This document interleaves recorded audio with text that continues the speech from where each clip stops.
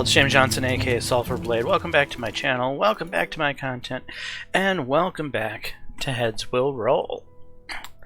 So in the last episode, we came to an abrupt halt because we were stuck in a loop due to a bug in the new content. Developer has made a claim that this has been fixed. So we're going to go ahead and see if we can break out of this loop now that there has evidently been an update to fix this problem.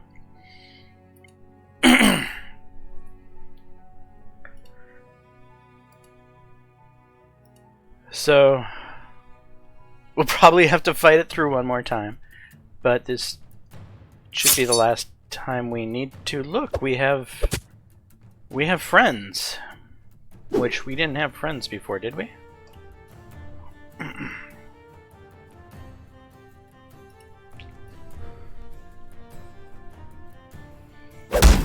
Or I might have retreated Boris. He might be my only friend right now.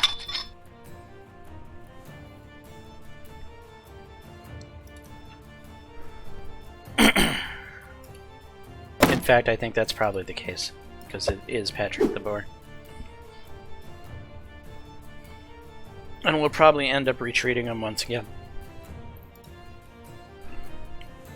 Once we regroup our stamina and get back in fighting shape.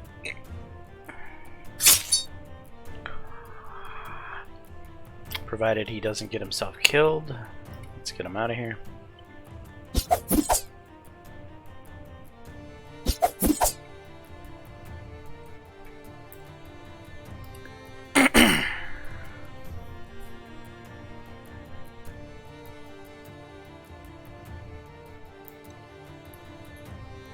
Alright, we're fairly fresh.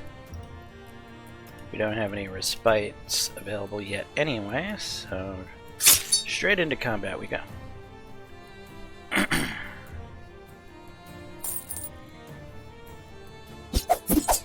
And there's the scary old crossman. That makes my heart flutter whenever I see that icon. Where other people, you're not sure if they have a crossbow. This guy, you know he has one.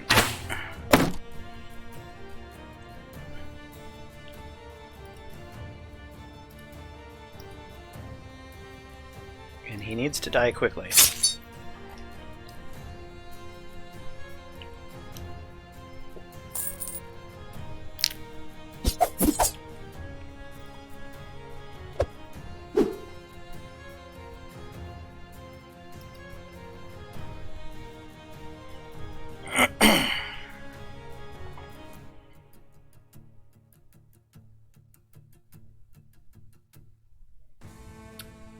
Okay, now we're gonna do some respiting.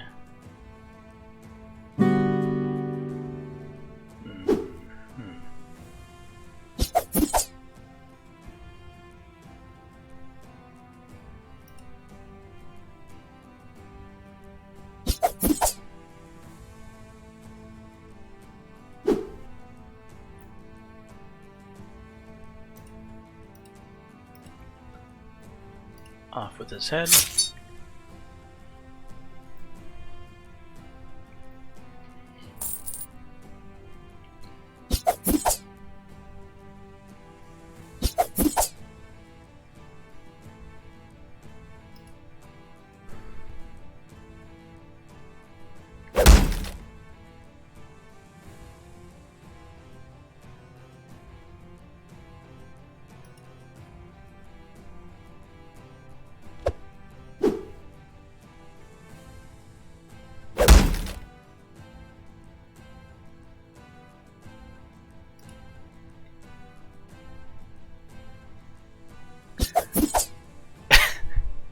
I think that might be messed up too.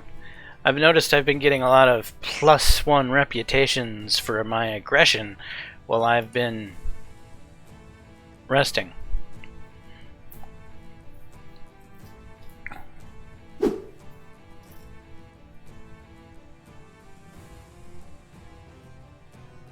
Okay, I'm fresh.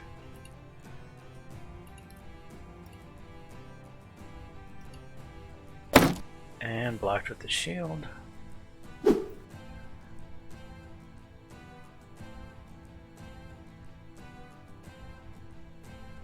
It's evidently a heater shield.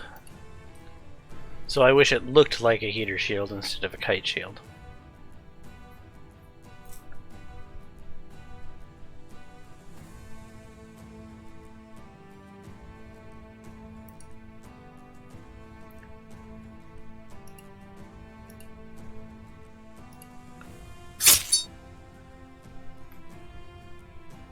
No bleeding effect. Alright,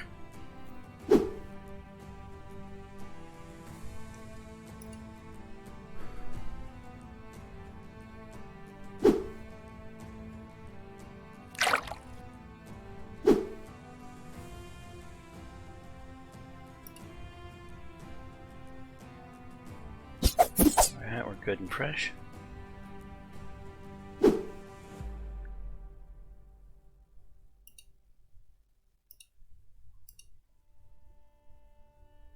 Let's just go for the head. Blocked with shield.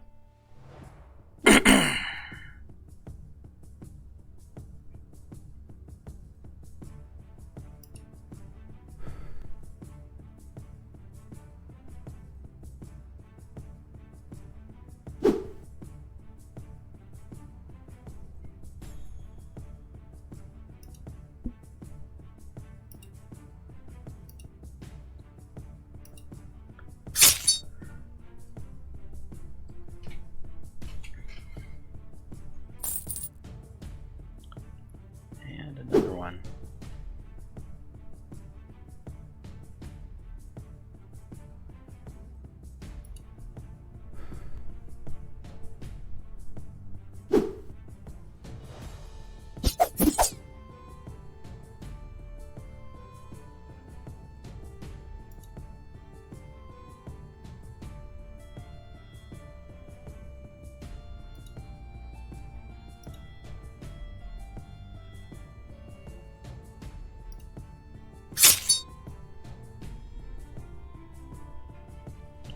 No injury.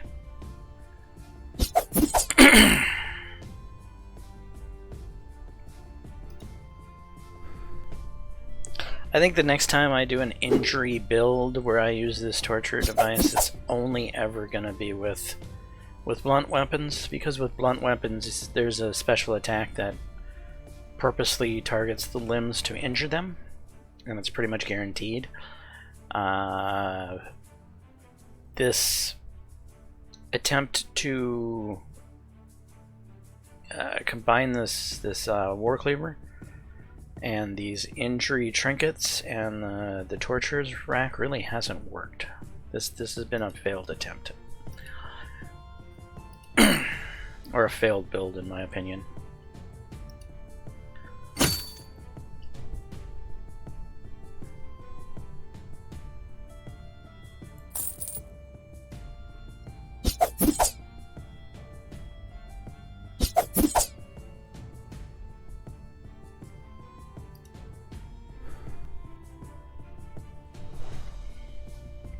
Although the weapon itself has been fine. It only has one attack, and that's the heavy blow, but it's a decent attack, and the weapon's pretty decent. I've definitely used worse weapons than this one, that's for sure.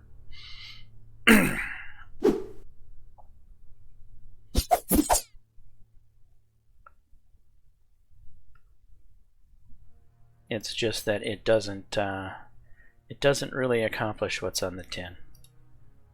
It rarely ever injures anything for a weapon that supposedly specializes in it.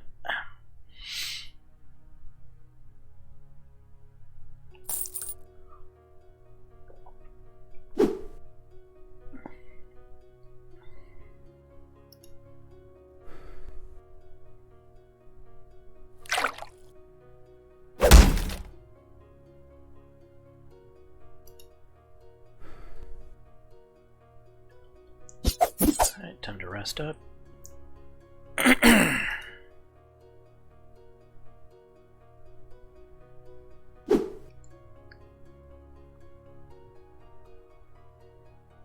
should take a whack at him right now.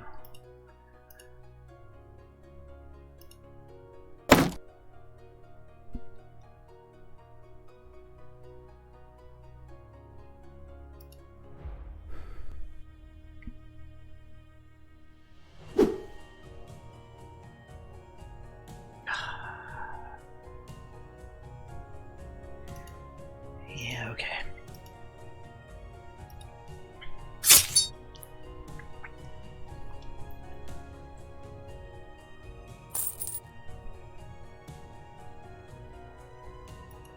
And we'll search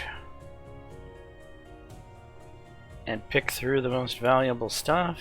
We got a hauberk here worth a fair amount of money. Probably more than the rusty ancient helm, yeah. So we'll grab the hauberk. The scabbard's probably not worth much. Battle belt 60, 70. Elegant belt is probably the most valuable of what's left. Yeah.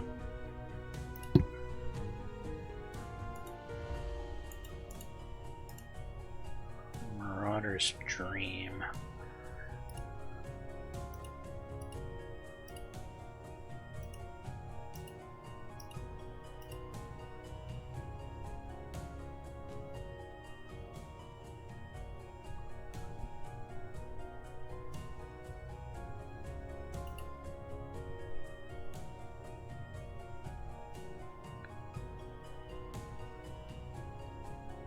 Is there anything I can...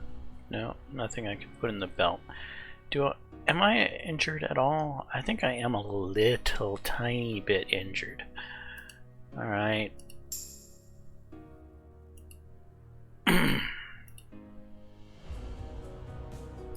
We'll grab that. And we'll get out of here. Wait. Reloading tool? No, it's not worth anything. Good. Having dealt with the bandits, you proceed to Rowan, and after just an hour, break into the Duke's residence. Some common guards and servants attempt to block your path several times, but Desroches' searing glare and shout are sufficient to make them get out of your way. You find the Dauphin and Charles in the main hall at a table set for a meal. Guillaume, I'm always delighted to have you in my house, but why the hell do you burst in here like a comet? Seeing armed men enter the room after Desroches, the Dauphin tenses up and instantly changes his tone from friendly to irritated. And it doesn't look like you... Excuse me. It doesn't look like you came to me with the best of intentions. Explain yourself at once, or I'll have my knights throw you out. It was not a whim of mine that brought me here, Dauphin, but your father's will. You and your knights will lay down your arms and await his arrival in Rowan under the protection of my men. You hear that, Charles? My bloody Pops has apparently gone completely off his rocker. Charles of Navarre, I hear. And what, may I ask, am I accused of, Guillaume? The king will charge you himself if he deems it necessary. To hell with it, Guillaume.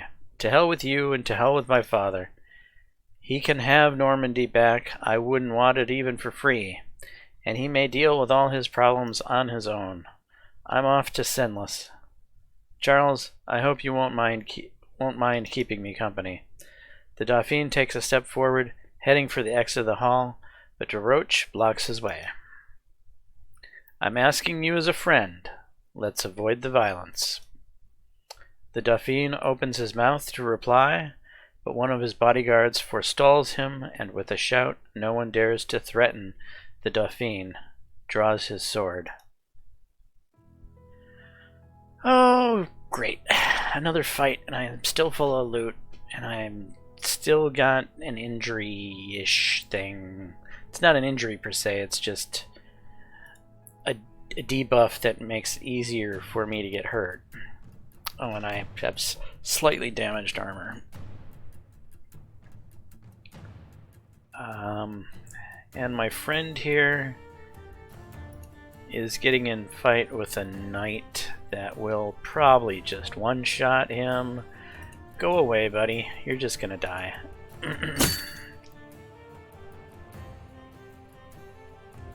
Huh? That chop sounded like it hit. But it didn't. Oh, it's a chop. It damages armor. That bugger just damaged my armor even more, didn't he? God damn it, I hate that.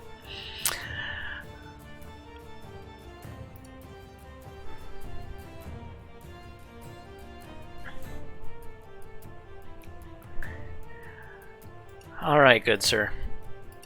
You and I have an issue. And I missed your limbs. And you've hit my armor again, you son of a beeswax. He's gonna bloody ruin my armor. Well, that's fine, I have 2 replacements, don't I?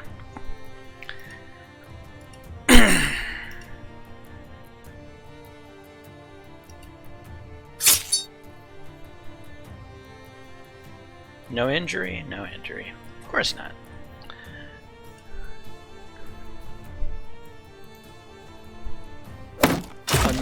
Now you're ruining my shield? Sir? You're gonna owe me money for this equipment you're breaking.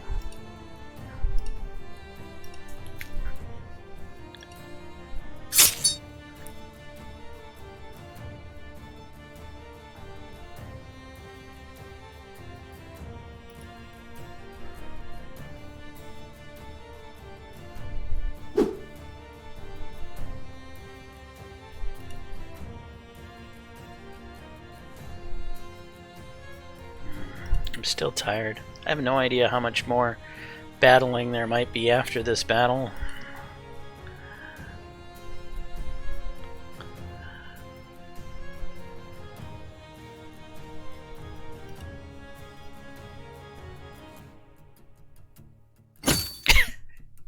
Leave the armor alone! I've noticed that while they can't hit you to hurt you, if they go to hit your armor, like a chop like that, it seems to always hit. But if they try to actually hit you to, you know, to cut your head off or to actually hurt you, well, that's when they can't hit you, right? Respite one more time.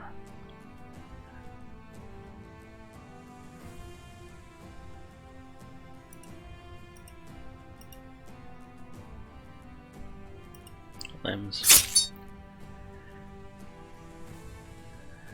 And he's down. Ooh, decorated helm. Very nice. Oh, my inventory's... yeah, right. Inventory. Let's equip that. That'll give me room. Boy, he's really beat... that's really been beat up. I think it's time to swap out.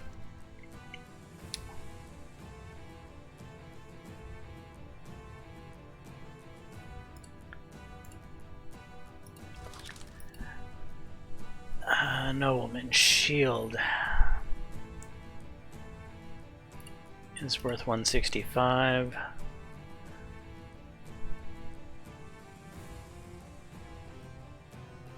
I don't think the lesser silver ring is worth that much.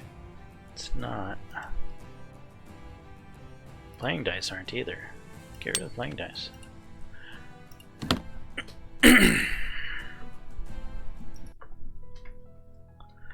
That's enough. No more. I will submit to the will of the king. Whatever. Whatever it might be. Thank you for your prudence, Dauphine. I'm sorry it ended this way, my friend. Nice work, DeRoche. You are just in time. Not to be rude, Your Grace, but I truly hope you have very solid evidence suggesting that the Dauphine is indeed involved in the uprising. Such words could easily be interpreted as questioning my integrity.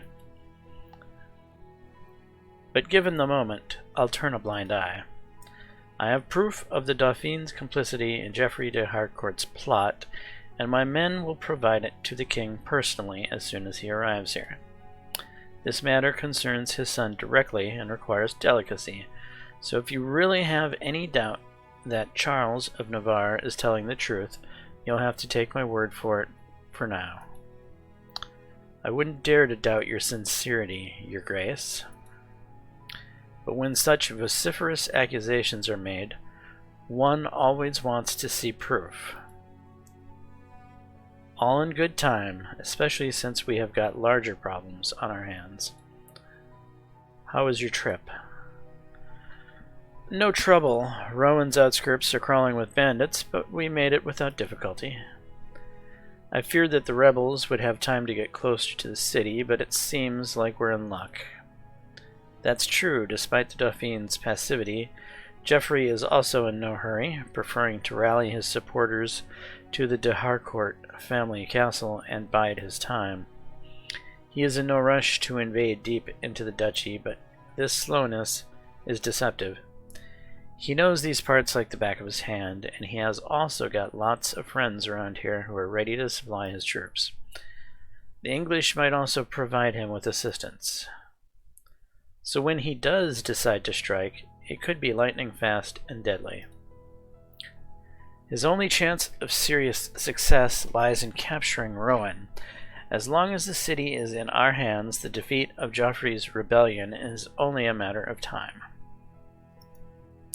Despite the Dauphine's intentions to sabotage the defenses of Rowan, I sent a paper on his behalf to the local bailiff with orders to gather troops and advance towards the city. With him and his men, you should have enough forces to hold Rowan and contain Geoffrey until the royal army arrives. How you're going to do it, however, is not my concern. I'm not going to teach you how to wage war. It's your job to defeat the king's enemies on the battlefield. My job is to rule Navarre and not let any of my allies get stabbed in the back. And I've done my part. Ah, it finally clicks. That's why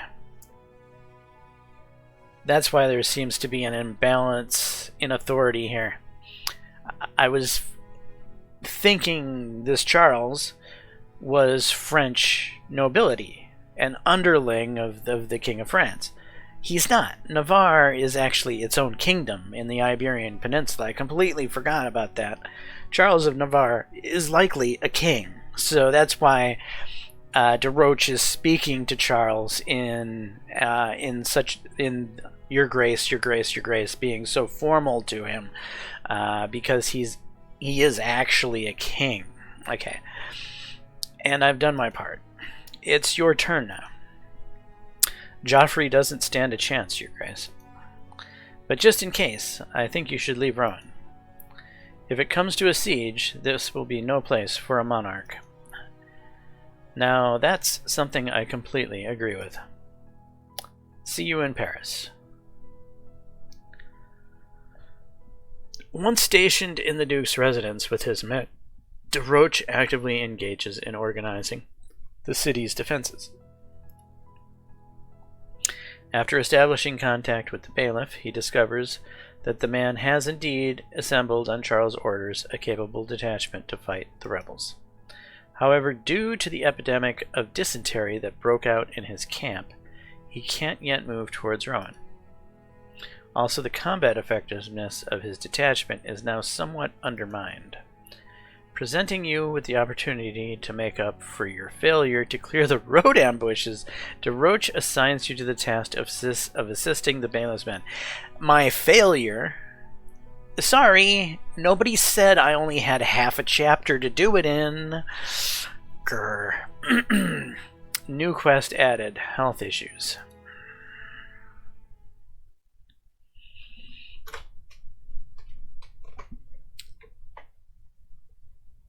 I'm a little annoyed. Anyway, let's clear some of our inventory here.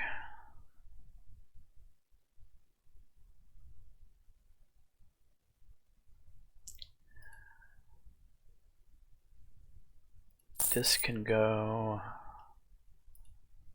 This can go. This can go. This can go. That can go. That can go. That can go. The old damage cuirass can go as well. The decorated full helm will probably end up just putting right on our head.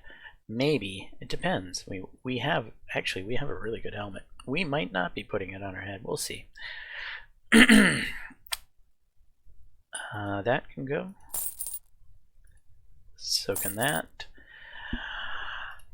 As tempting as that is, it takes up too much stats at this point. It would do our character more harm than good, I think. Elegant Belt, gone. Marauder's Dream, gone. We replaced this trinket with a new trinket, didn't we? Yes, we did. So that's gone. Okay, we've freed up a fair amount of space. How many helmets am I going to keep in reserve here?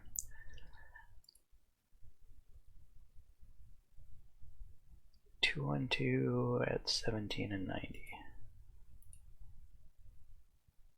101 at 19 and 70.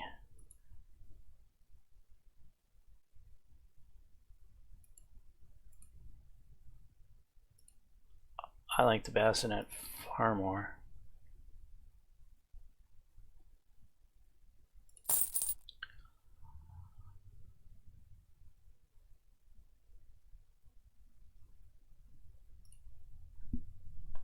$301 is 4 points of stats. $202 is 4 points of stats. Durability 55, durability 65, more shield cover, more prestige.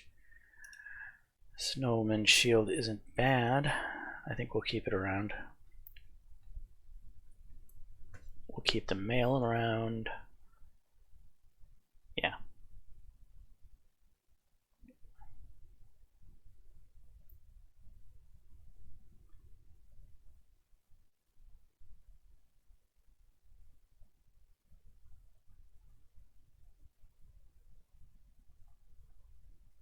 Grab this canteen.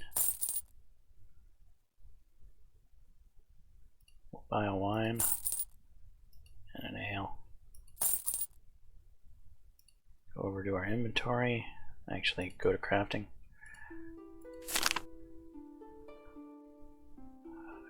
Combine the canteen with the healing herb. Makes medicine.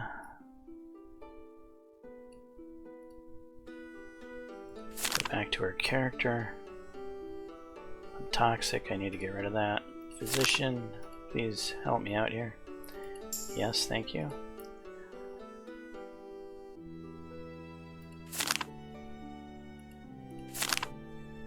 Coagulant, tourniquet, tourniquet, antidote, antidote.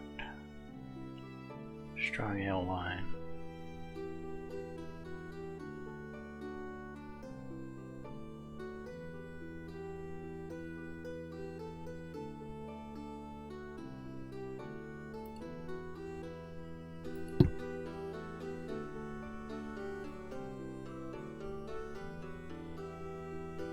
Another wine bottle.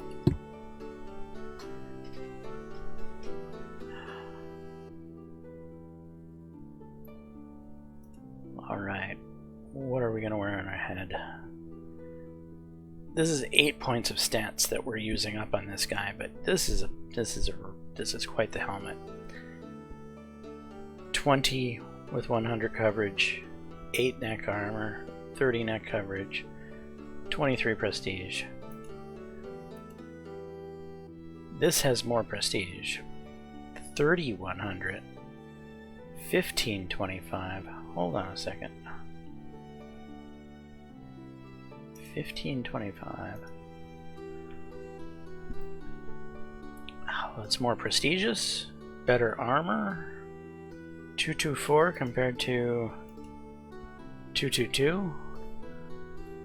This decorated full helm is simply better in most every way. slightly less neck coverage.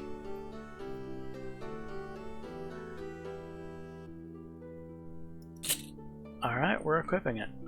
We'll still keep the old one around.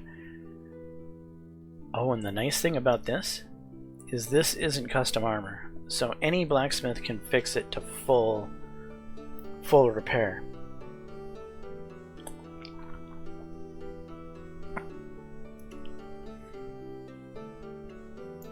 And so I should have gotten 2 more points back of coordination. That's sweet.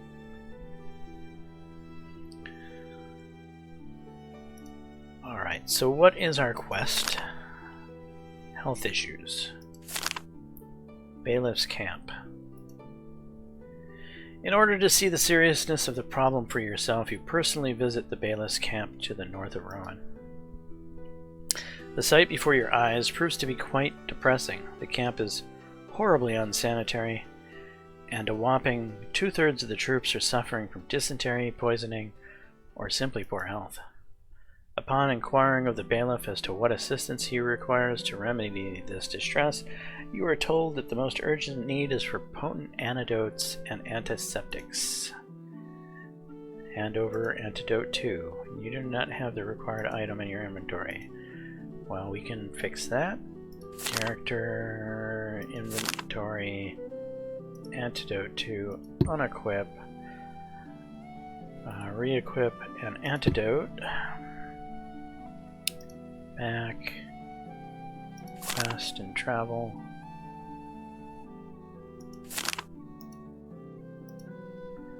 Item handed over, antidote 2. Yeah. Okay, is there somewhere that it says on this quest what's needed? 3 antidote 2s. Okay.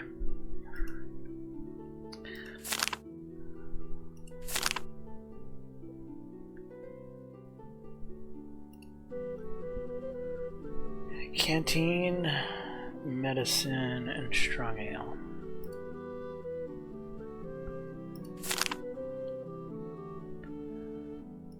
Medicine, we don't have a canteen. We do have strong ale. Okay. Trade.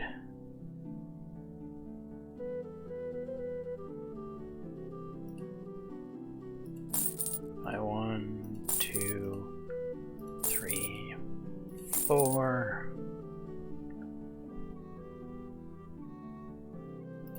I'll grab another one just in case.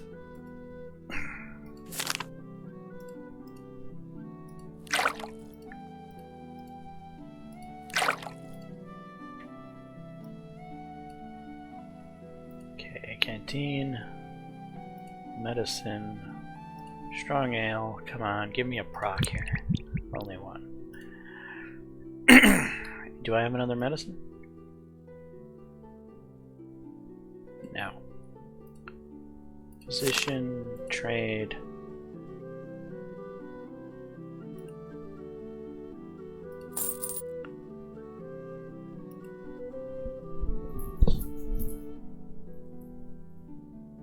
I'm gonna buy this, as it would be nice to have in my inventory in case I ever need it. Alright, now what am I thinking about? I'm thinking about crafting, medicine, canteen, strong ale, craft. Okay, we have the antidotes he needs.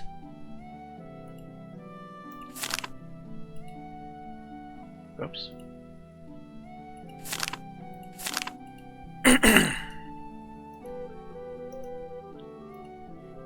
The bailiff thanks you for the help and informs you that this should suffice to restore his men's combat capability. EXP for completing the quest plus 20. Okay, we got a civic point. We are going to use this on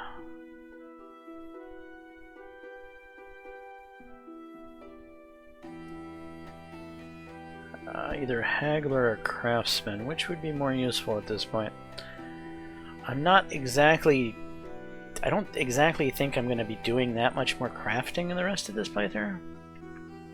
However, I will probably be still selling stuff, so haggler might be of more use. in the long run, we'll go with Haggler.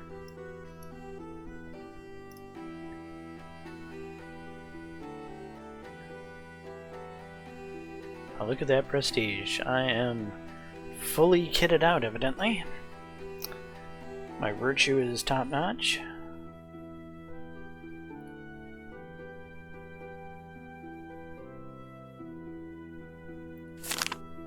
Alright, I think we should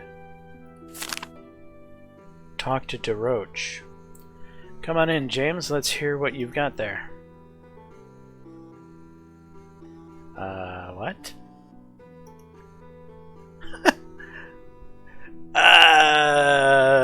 That doesn't seem right.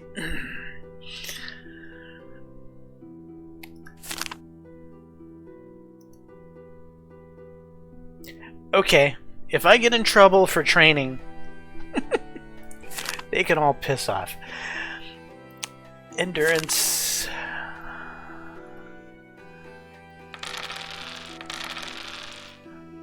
Shortly after you establish yourself in Rowan, DeRoche, anticipating the possibility of potential rebel siege of the city, instructs you to go through his equipment and make sure it's in good order and requires no repairs.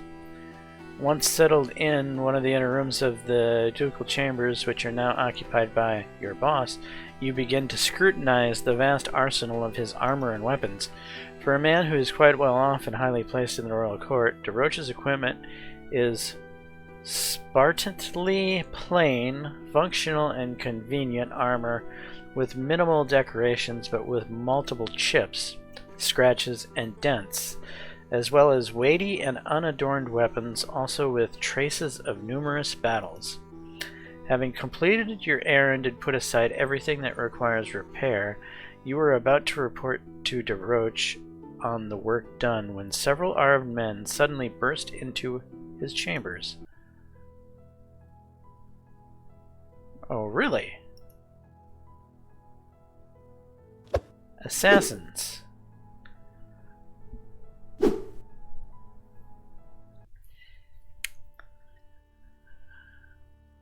This guy scares me because he's there with a crossbow. He's got lots of boats and very good skill. He's scary.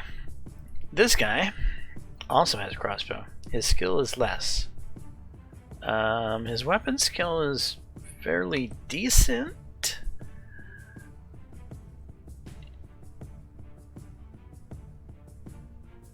Okay, well, take out the guy with the good crossbow skill. We're gonna target his limbs.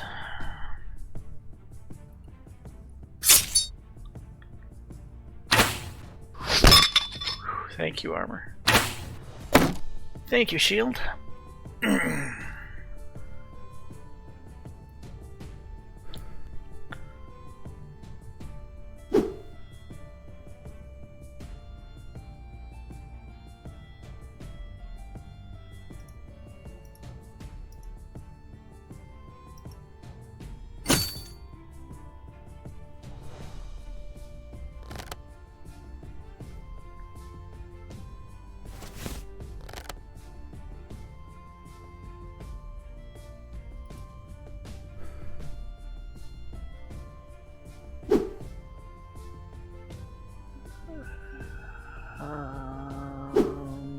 Thank you for not shooting at me.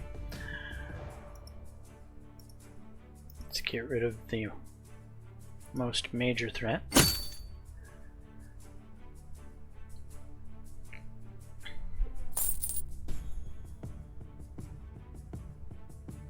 I need this one alive, James. You need what? Fuck me. There's no use for corpses, and we need to find out who sent them.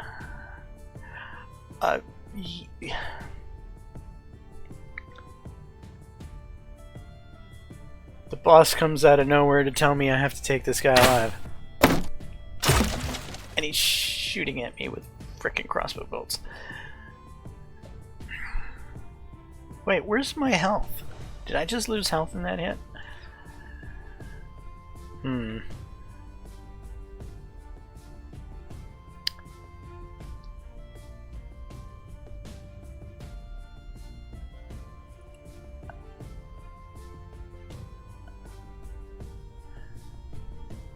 lower chance to hit, but higher chance to bypass enemy armor. Lunge, increase weapons. How am I supposed to take him alive?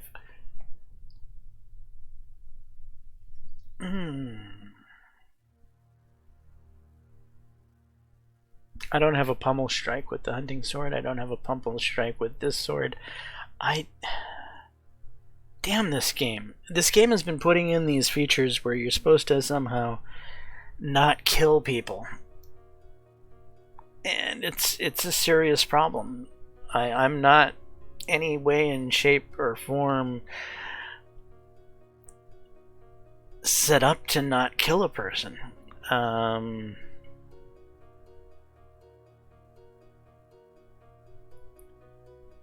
I wish there was a way I could put my sword away and use my fists.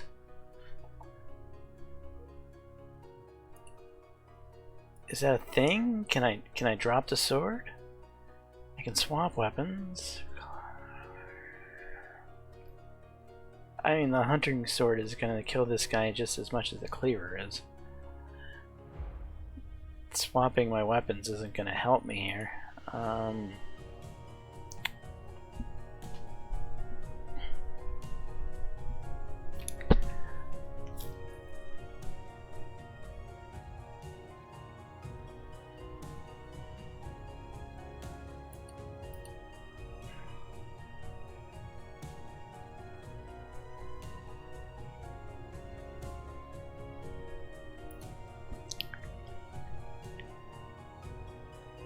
Sir, with all due respect, your life is not on the line here. Mine is. For all I know, this guy is sporting some pretty deadly poison on that weapon. In fact, it looks... I can't tell what that icon is, but it's got 3 poison things, which is telling me that that's not poison I want to mess with.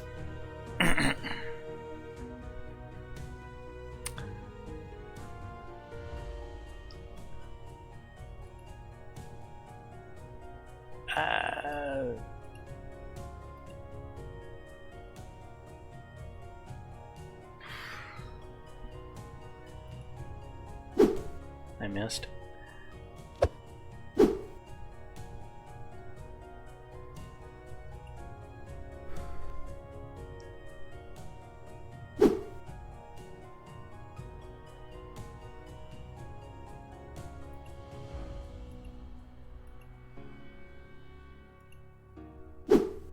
I missed.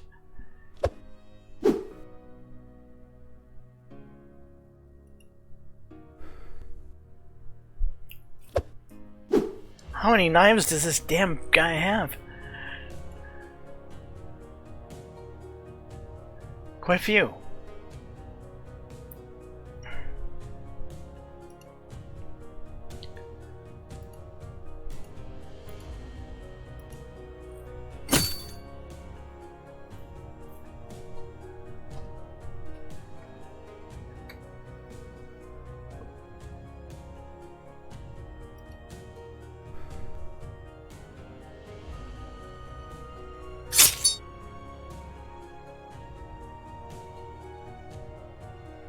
Yeah. Kind of what I thought. Wine. Antidote.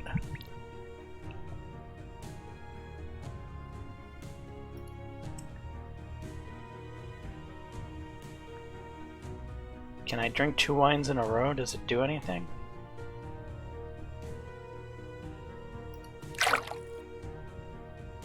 Did a little bit.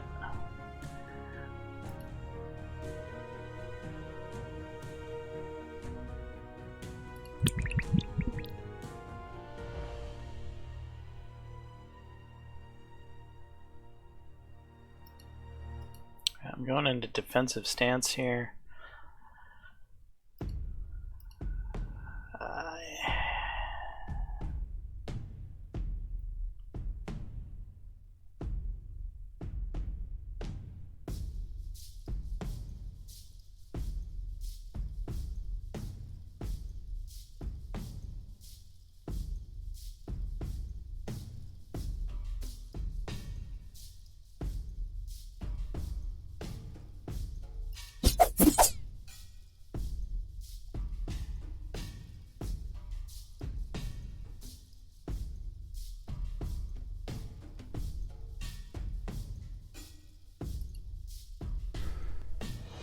The poison should be done.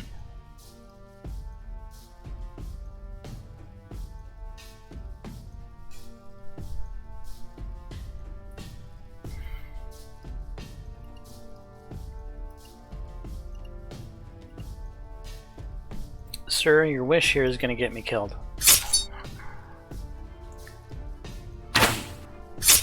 God damn it!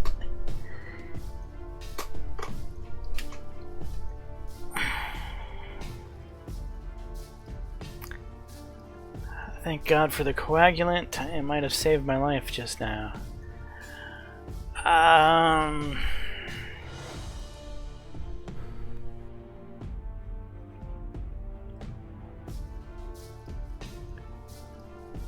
I'm sorry, sir, but it's my life or his.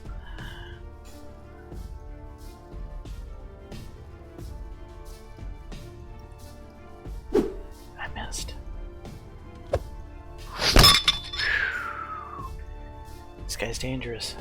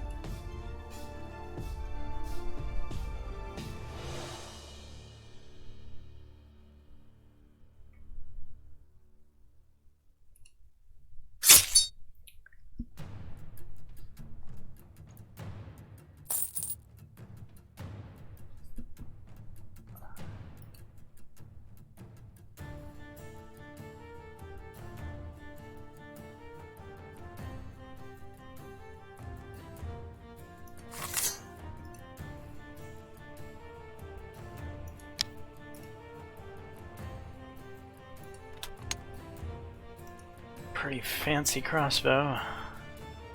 Pretty fancy bolt.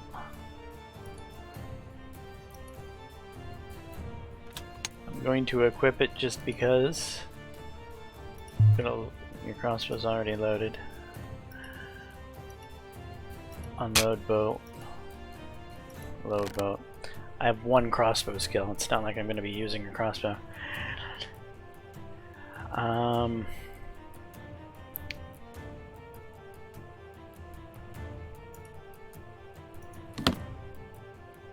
Let's equip that. Feel a little safer now. And let's hope nothing else, no other fights come along all of a sudden. I need to restock.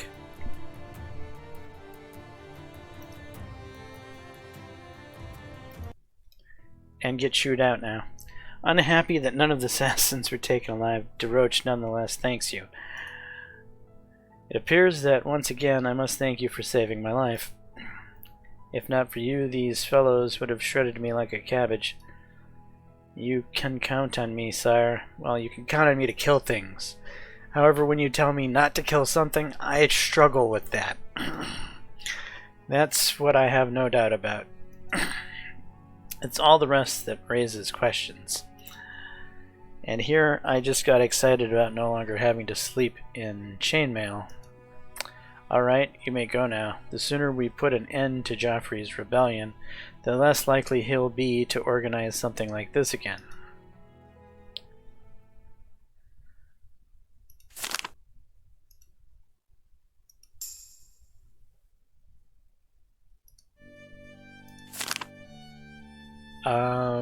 I need health. The doctor's like, I don't care where you get your health. You're not getting it from me.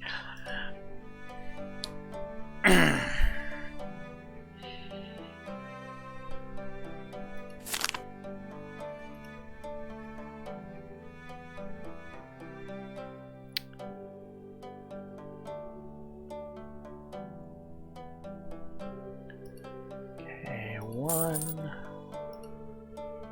2,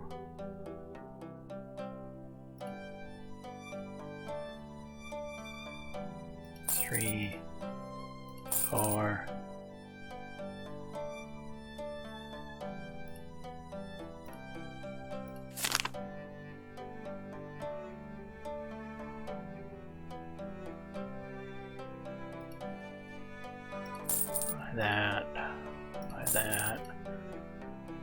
by that.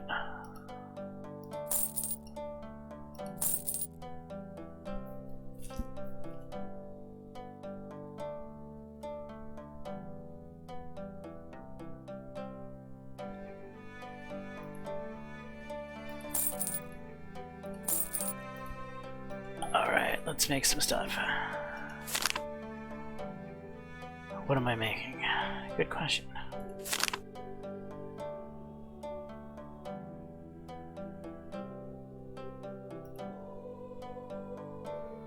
Antiseptic. Okay. Let's start with a couple antiseptic bandages.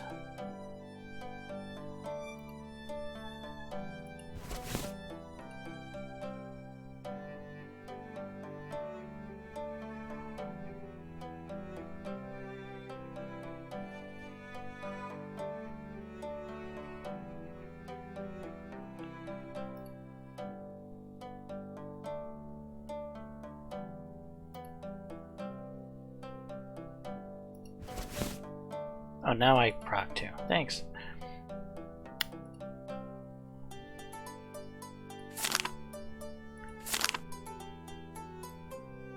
Okay, we got a pair of tourniquets. We got strong ale. Let's equip that wine bottle.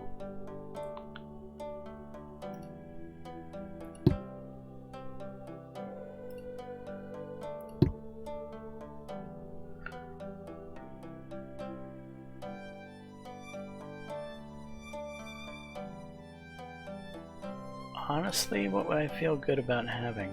A coagulant, that's what I would like to have.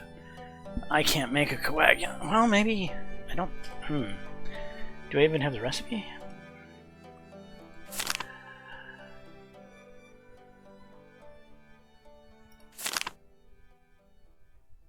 I do. Medicine, canteen, and... Oh, that's not actually that hard. Medicine, canteen, and antidote. I think we can do it.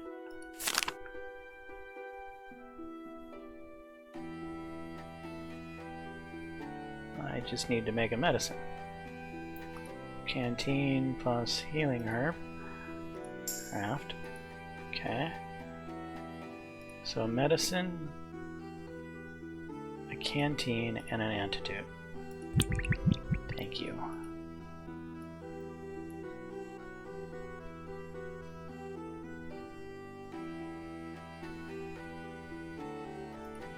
Let's go with these two.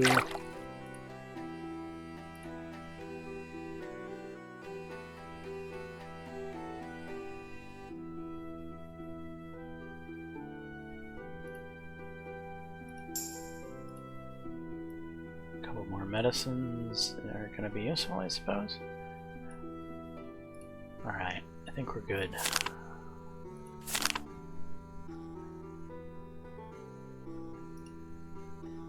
Equip the coagulant. Yeah. I think we're ready for most things now again. We have a spare antiseptic bandage, a couple of spare potent medicines, a field surgical kit, an extra water skin canteen. I think we're good to go now. I should almost use one of these medicines, but I think I'll get health back. I hope I'll get health back before something else happens. The way things keep just randomly happening, I'm really tempted to burn a medicine here.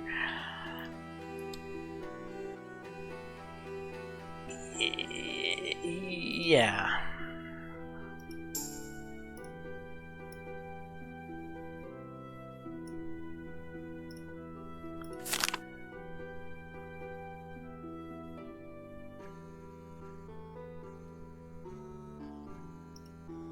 Sell this. Sell this.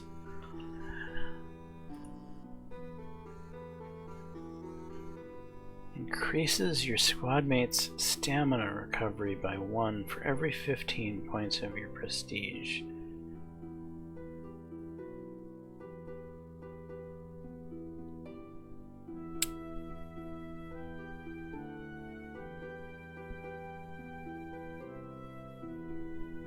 Does it have to be on my person, or can it be in my scabbard to give my squad mates that?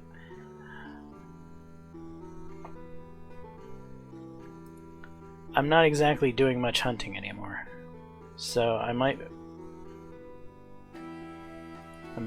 swap out the hunting sword with this noble sword. That wasn't what I wanted to do. Unequip. Sheath. Equip.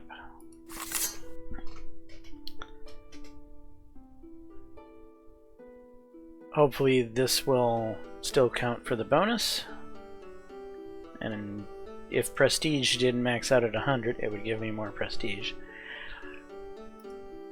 Now let's flog the hunting sword. And move on with the game.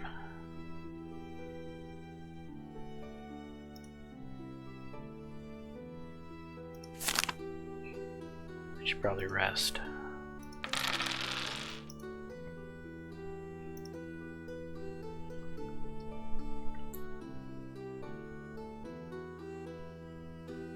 Why does my agility seem lower than normal?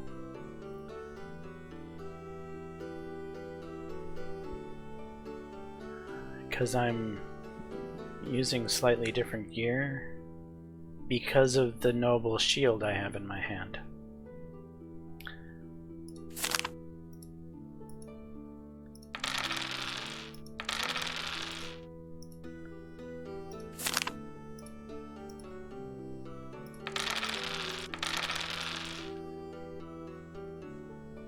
You may be wondering why I'm training coordination.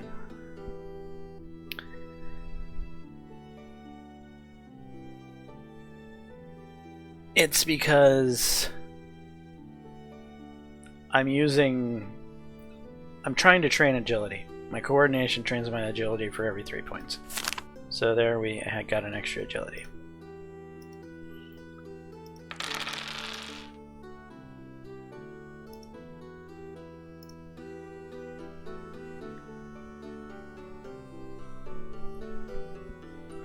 I think it might be worth it just to straight train agility right off the bat.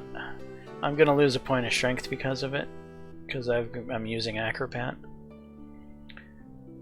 But right now at this point I would really like to have higher agility than what I do have.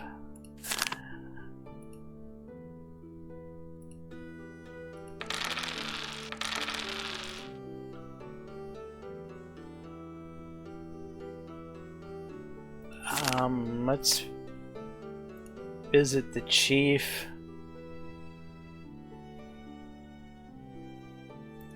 Hey, you got some more targets for me?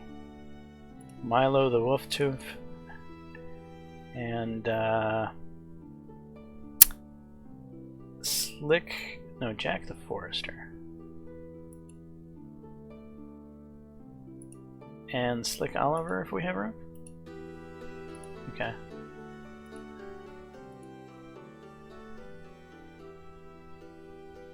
Repair his stuff. No upgrade points. Okay, do you have a shield? You do, good. You don't have a shield. You don't have a shield. These people without their shields.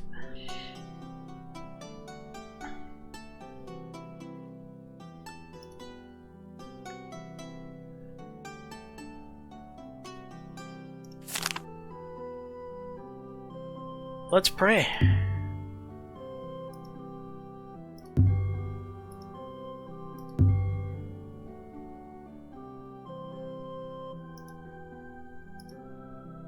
A About a week after your arrival in Rowan, scouts report that the rebel forces led by Geoffrey de Harcourt are finally on the move.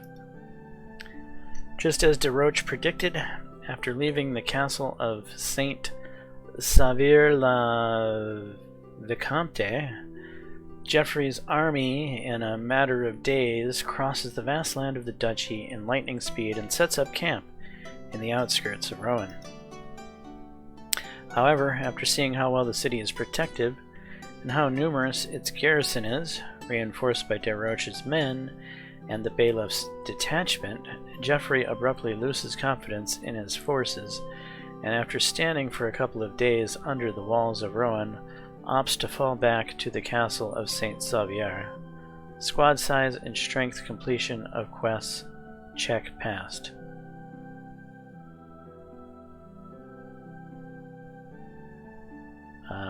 Okay.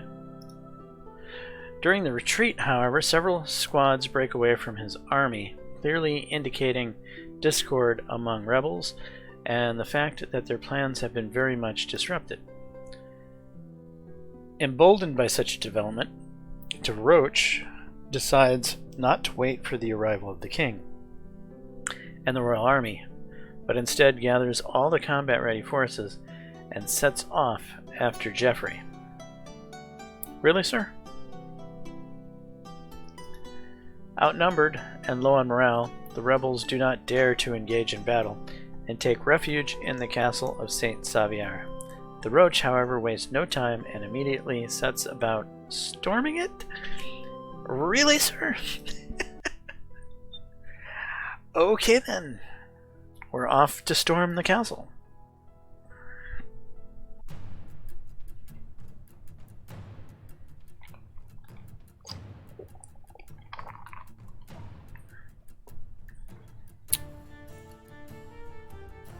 Militia leader, eh?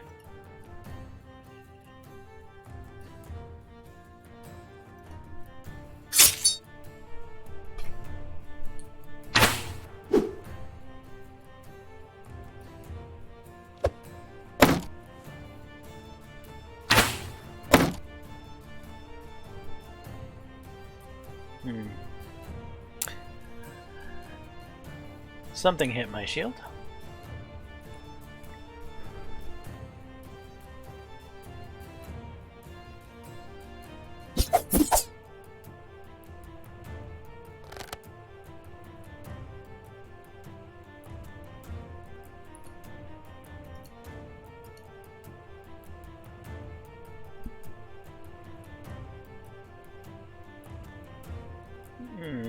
Now let's go for the more of a guaranteed kill. Even though there is armor on these limbs, it's not going to be enough.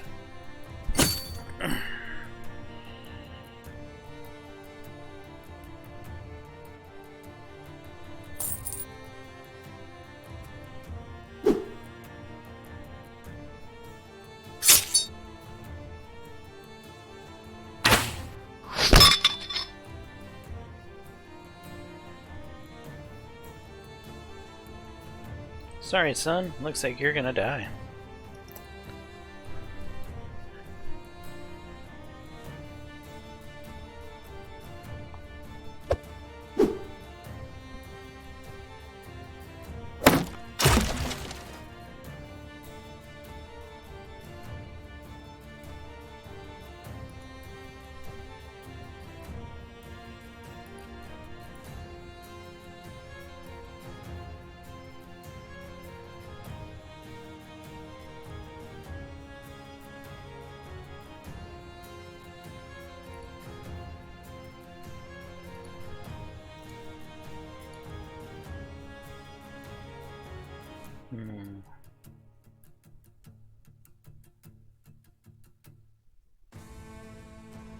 Let's try to crack him in the head.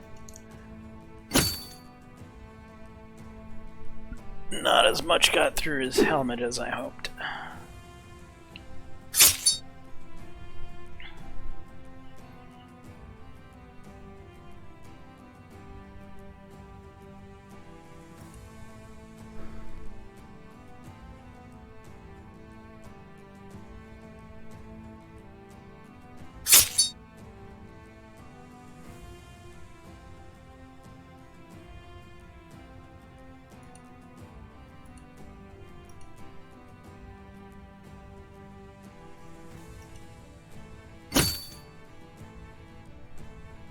Hey, we injured him.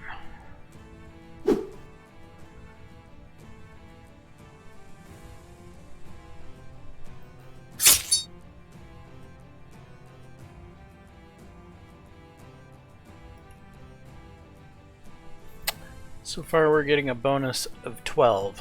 So we've injured and killed 12 people so far in this run. And honestly, that's a pretty pathetic amount at this stage. It really is. Oh, no. Recover first.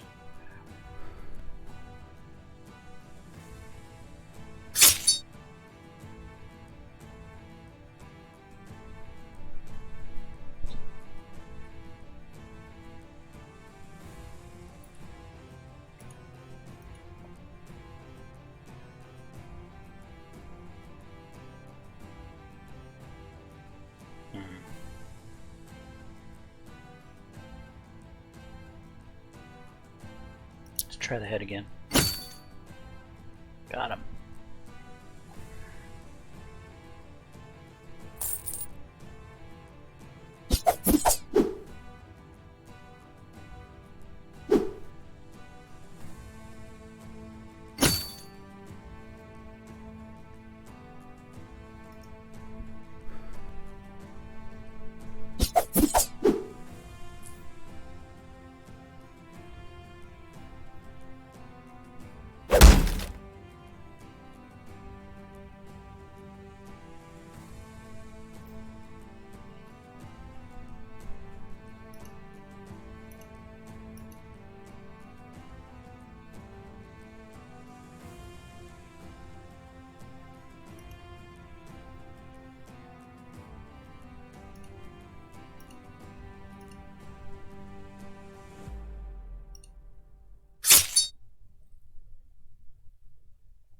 Really, he lived.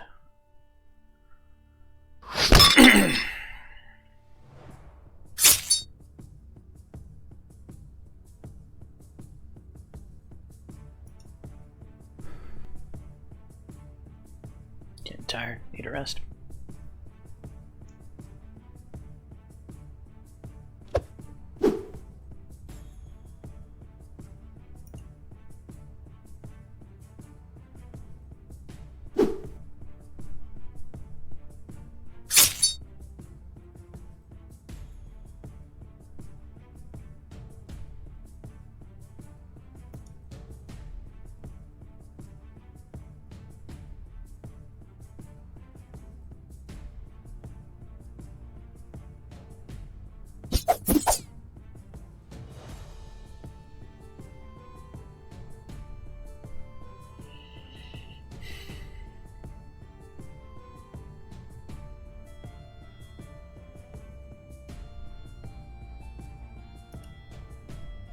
One more respite, thank you.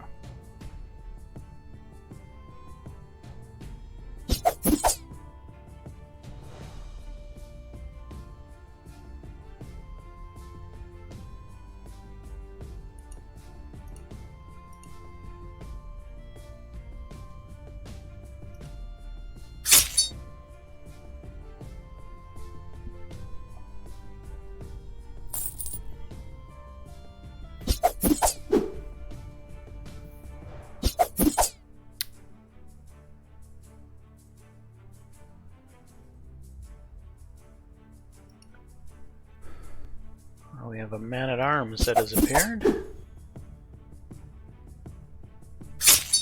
Not that greatly equipped man-at-arms, actually.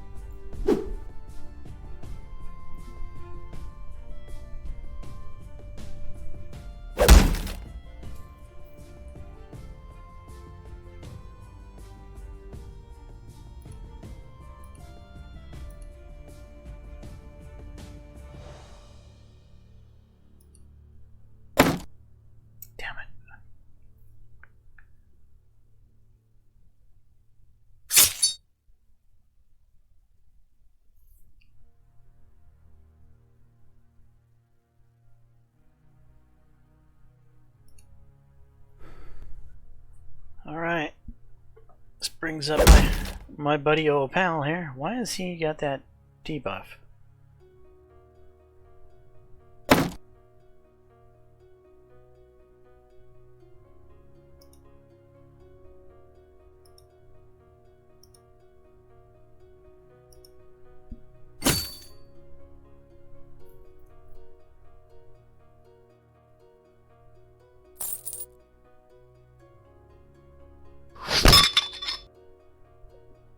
So in order for guys to get XP to be able to be promotable, they need to actually participate all the way through the battle. So every time I send him to retreat, he doesn't get any XP from the fight he took part in. So he's never going to get better unless he actually makes it through the fight. And sadly, I don't think he's going to get through this fight. I'm going to probably have to make him retreat again.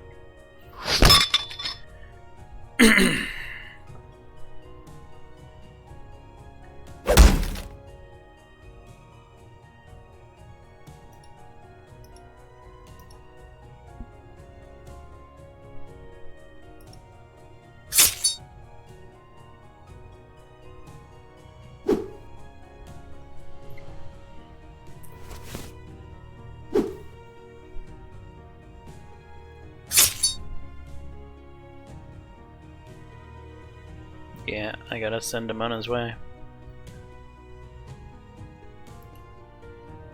Which is gonna put me in a slight bit of danger right now.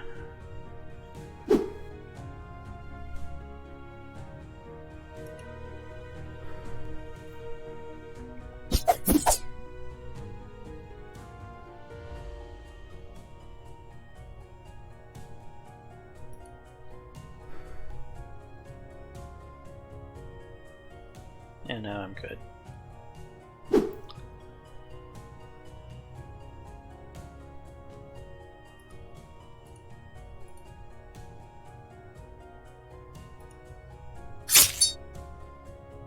At this point, I probably should rest up. Who knows how long this fight's gonna be.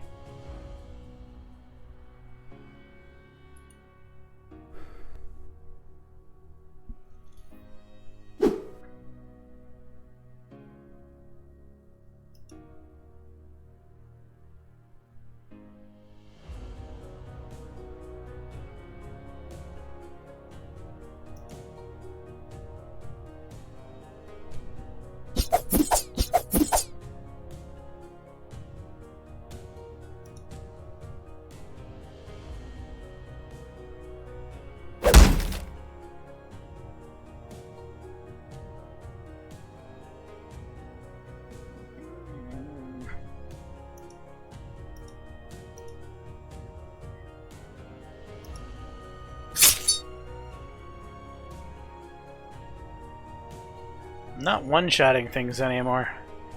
They're getting more health.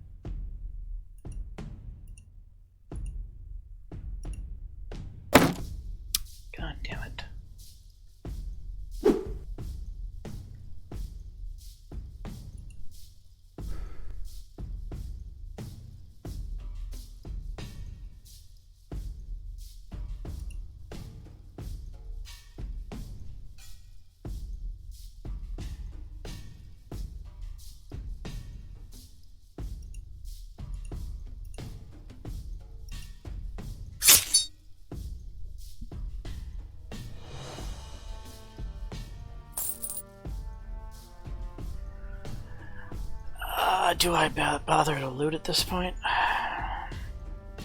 Well, I'm quite fresh right now. I don't really need to rest. Yeah, let's loot.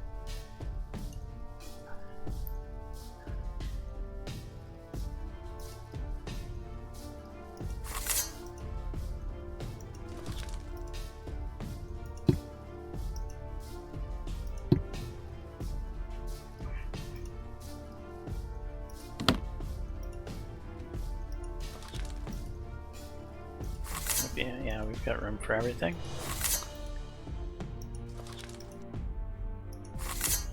And as is typical, a cat is asking for me. Be right back.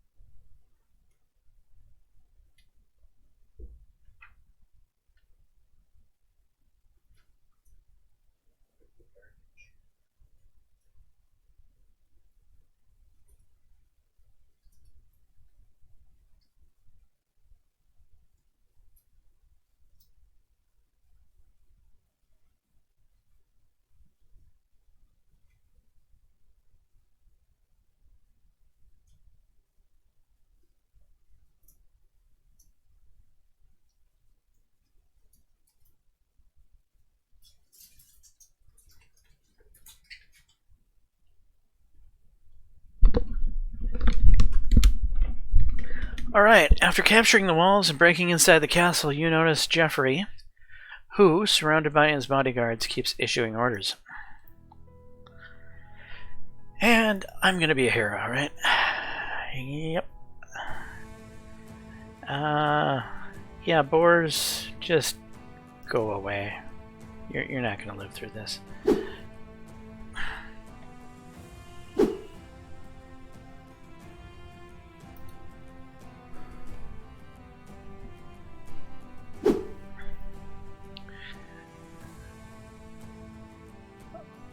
Alright, we got any fancy surprises here? Not really, just pretty straightforward. Just chunky knights.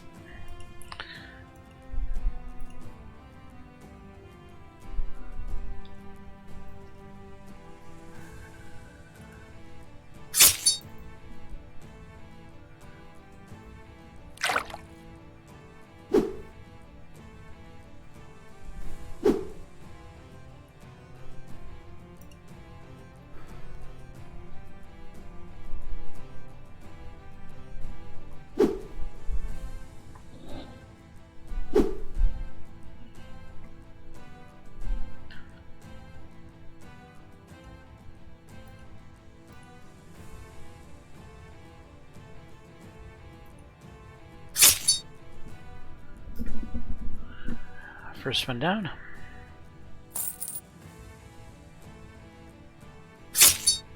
Oh, hey now. What's going on here? That's not nice.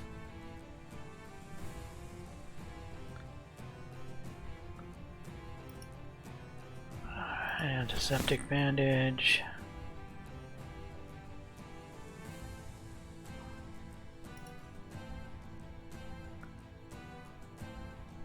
How did you do that? Your weapon skill isn't that high. Did you just get a lucky roll?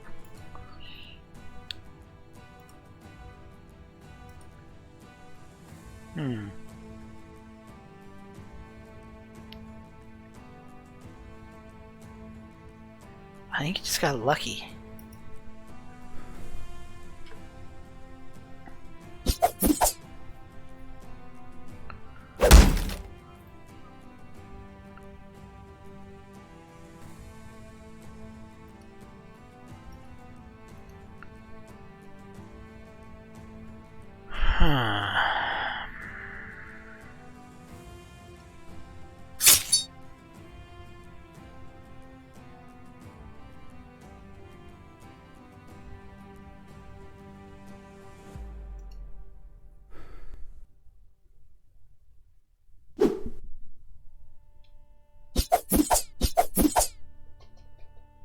What are you doing? Quincy, stop. Sorry, my cat's being a pain. Up here.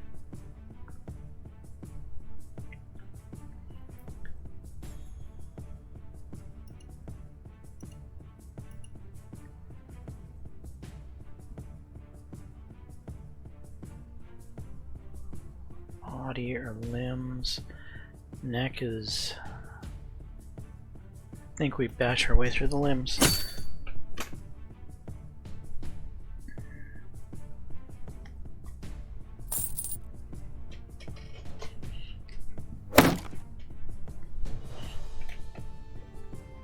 Come here. Go lay down.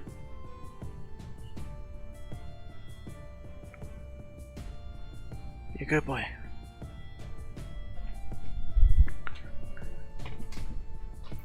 Sorry.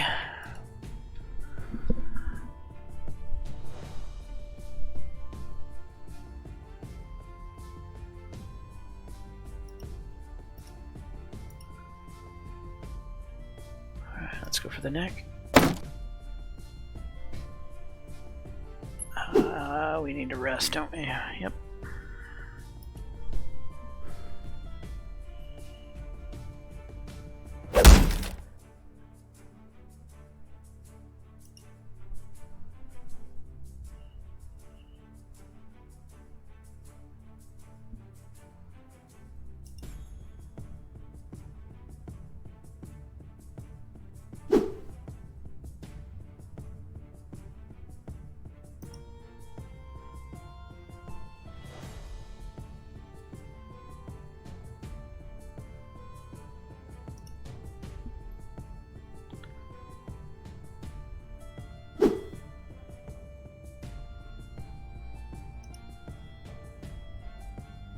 Finally, a double recovery.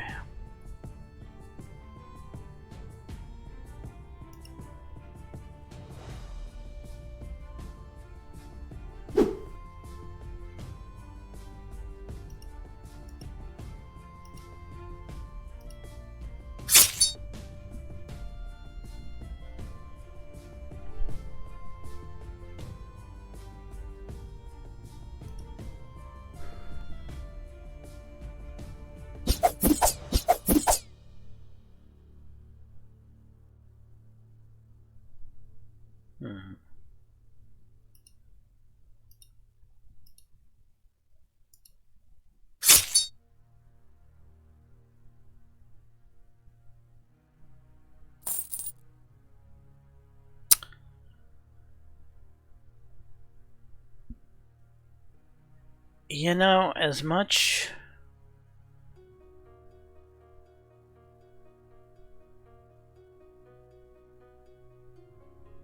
as I would love to search these corpses, I think we need to rest. I have a feeling the next...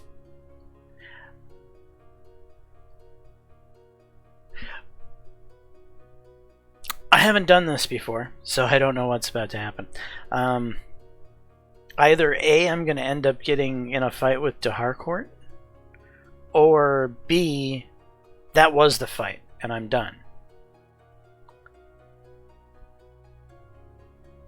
If I'm done, I'm going to wish I would have searched the bodies.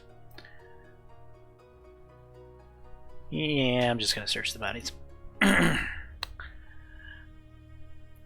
Some valuable stuff here.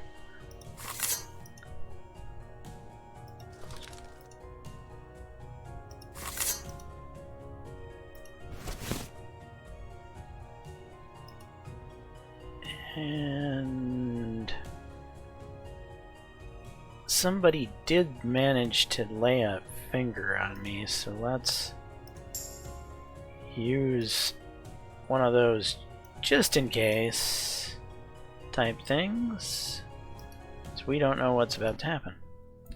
Desperately resisting, Geoffrey de Harcourt gets killed in battle, and so you failed to take him alive. Was I supposed to take him alive? I don't remember getting those orders. As a result of Desroches' brilliant actions, the rebellion is effectively crushed. By the time the royal troops arrive in Normandy, Rowan is completely safe. The rebel leader Geoffrey de Harcourt is slain, most of the rebel lords are defeated, and the few remaining pockets of resistance no longer pose a serious threat.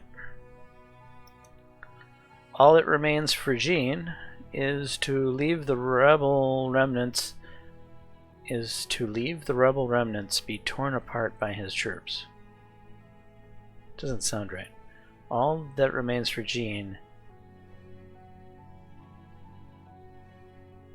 is to let the rebel remnants be torn apart by his troops, who have been starved for spoils since the indecisive end of the war with the English, and also to promptly seize the property of the aristocrats who have been complicit in the rebellion and relocate it for the benefit of the depleted royal treasury.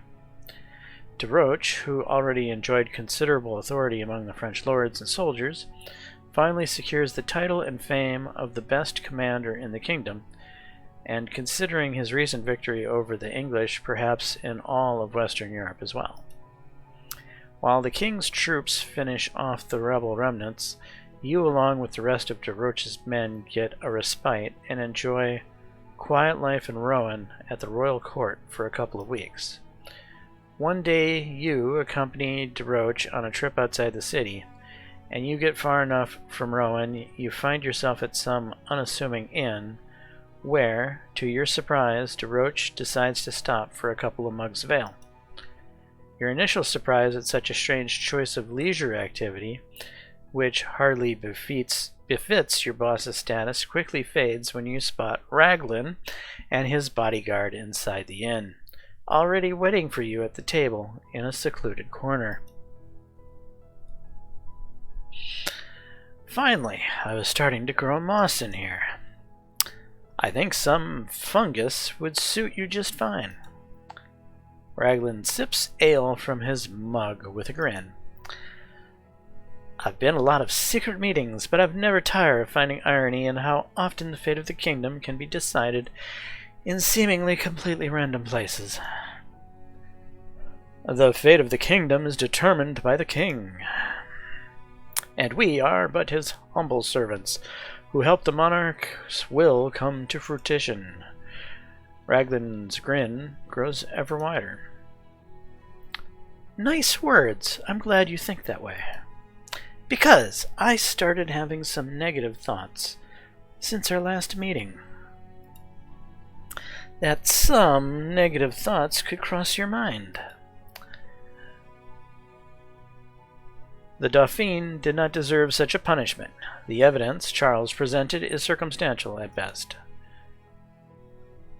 Well, circumstantial or not, the Dauphin did not shy away from befriending the rebel Geoffrey, and we all know how Geoffrey, and even before the uprising, allowed himself to speak of the king. Furthermore, the Dauphin was, put it mildly, in no hurry to gather troops against the rebels. The Dauphin's slowness assembling the troops, the lad's still just a young pup. He can barely buckle a saddle on a horse, let alone run a duchy. Let's suppose that is so. The Dauphin's friendship with Geoffrey can be easily explained at least by the fact that Geoffrey is his damn vassal. And as for criticism of the king, in all honesty, it was Jean who was the first to publicly insult him. Just like de Montfort, just like Dauphin, just like the English negotiators 2 years ago, and many, many others. If the master kicks everyone left and right, it should come as no surprise that yard dogs scatter from him. Questioning the king's etiquette, comparing the crown's prince to a backyard dog, and all in one sentence? That's quite bold, even by your standards, Goulet. You're lucky we're having this conversation away from prying ears. Otherwise, someone could earn themselves a cozy cell in the dungeon with such talk, or even a visit to the executioner. What are you talking about, rattling me out? Ratting me out? I don't believe that. You're my friend, Guillaume, but the crown is the crown, and it must be respected. Because if we lose respect for it, What will we have left? Both Raglan and DeRoche go silent and stare each other's eyes for quite a while. Seeing that his interlocutor is not going to answer the question, Raglan sighs softly and changes the subject. Tell me honestly, do you think Charles is lying?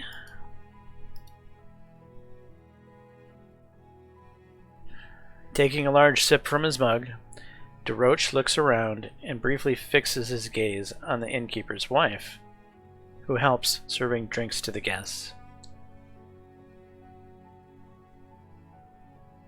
All of Navarre are, as they say, is about the size of the local innkeeper's wife's ass, but it's still a kingdom, and Charles is its king. And accusing a king of lying is quite a serious offense, just as you said it yourself. You shouldn't be offended. Despite our differences on some issues, we're on the same side. At least, as long as you don't start a mutiny like our friend Geoffrey, which I hope will not be the case. As for Charles, he's obviously a king, but he's not our king, and that makes a huge difference. I don't know, Raglan. I'm a warrior, and not some palace schemer. I know how to keep people in line, how to reach compromises and find common ground with lords when royal services demand it. But intrigues are not my thing. All I know is that Charles, with his bottomless pockets and an endless list of debtors, vassals, and landed estates scattered throughout the kingdom, is the second most powerful man in France after the king. He had a grudge against Jean, and the war with the English was the perfect time for him to stab the king in the back. But he didn't, unlike Geoffrey. Of course, he didn't help out with any troops either, just like de Montfort, but Charles at least has the excuse of the war with the Spanish. So, I see, it's pretty much the same way. We need to keep an eye on Charles, but right now he's the least of our problems. I'm glad we had this talk. Having defeated the English and crushed the rebellion in Normandy, the king triumphantly returns to Paris. DeRoche, as the architect of both victories, is rewarded with a number of rich landholdings, and you, in turn, receive the rare honor of being knighted by the king himself. You are granted no lands or castles, yet you are generously rewarded with gold.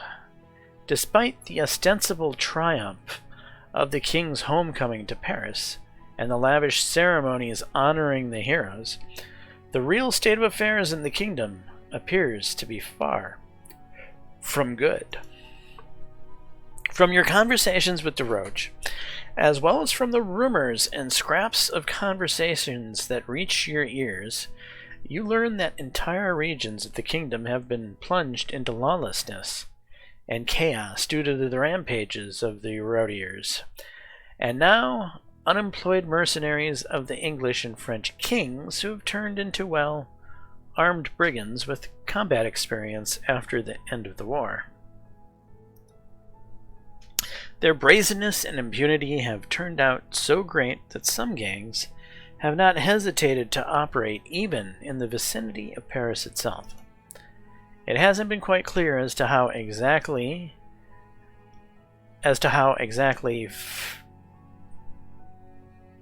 okay, that's not quite written right either. It hasn't been quite clear as to how exactly to fight them, since the army that the king had assembled for the war against the English had to be disbanded upon his return from Normandy, due to the lack of money for its upkeep, as well as the desire of the nobles to return to their lands as soon as possible to prevent them from being plundered. Run-on sentence. Okay, and none of the aristocrats have been in a hurry to help Jean in solving of the kingdom-wide problems. The peasants and merchants who were already dissatisfied with the king for imposing new taxes on them during the war, and who are now also suffering from brigands, have been cursing Jean from the bottom of their hearts.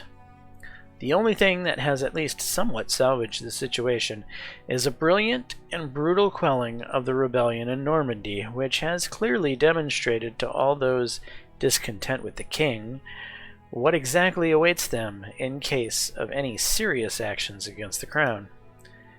You have been knighted and stationed at the Desroches estate in Paris. You have received the title of Knight Bachelor.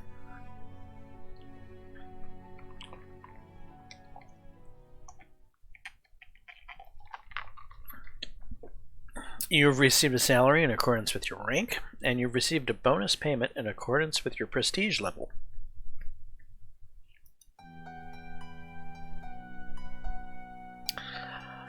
Okay.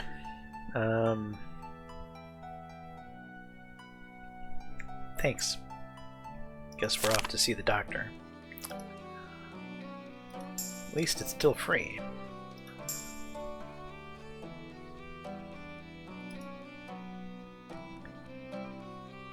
Alright, did we use any stuff in that last fight? We used something. Evidently, I think we used some wine. We did. Didn't? No, we might have used an antiseptic bandage is what we used.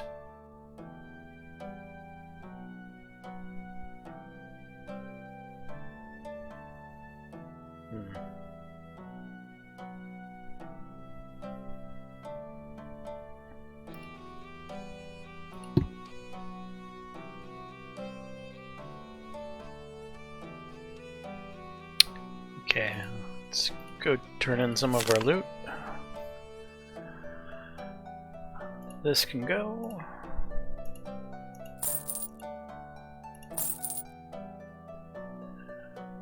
Do I want to keep this crappy shield around? No, it can go.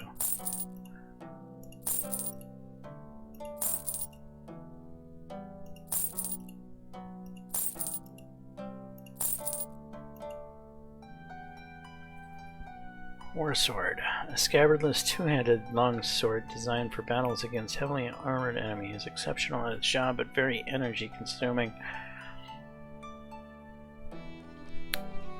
It's got a pummel strike. Drain enemy stamina as it has a chance to stun. So that's a non-lethal attack that I could capture people with. Though this is two-handed, I'd have to get rid of the shield. Split shield. Shield breaking attack amplifies attack damage by your full strength plus 10.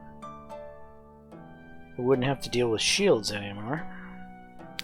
Weak Spout has a lower chance to hit but a higher chance to bypass enemy armor. Overhead Strike. Attack damage is amplified by half of your strength, which I'm somewhere in the neighborhood of, I think, like 36 strength, so 18 plus 14 is 32 damage. A swing, that's definitely far better than the current weapon I'm using. It would be like having an axe again. A slightly less damaging axe. I'm tempted to switch over to this, but I lose the shield. Honestly, at this point in the game, I kind of like having a shield, if I have to be honest. I think it's already saved my life more than once.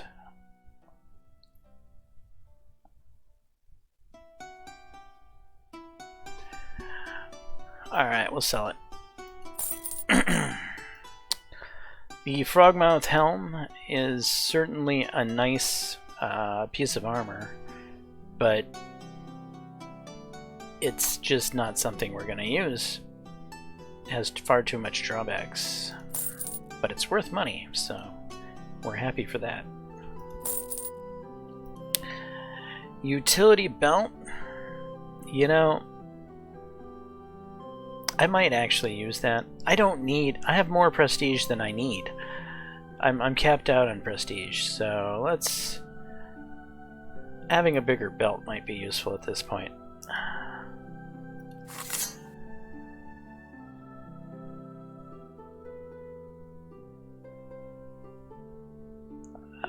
we'll get some alcohol to throw in that extra slot. I'm a big fan of wine and ale.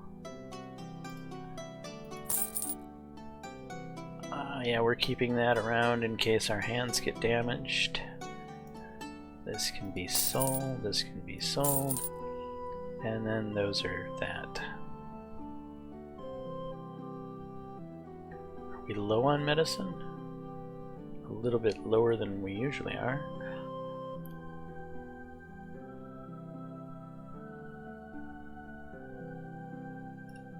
Alright, well.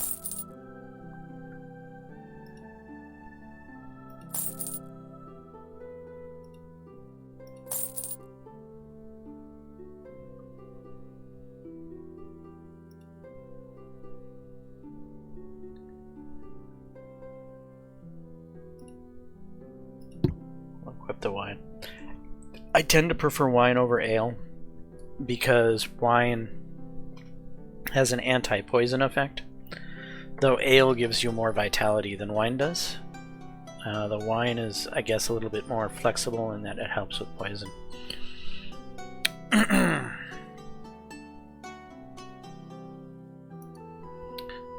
Okay, and now we're going to go to crafting. I'm going to throw a water skin in with a medicine and make some more potent ones. Thank you for procking.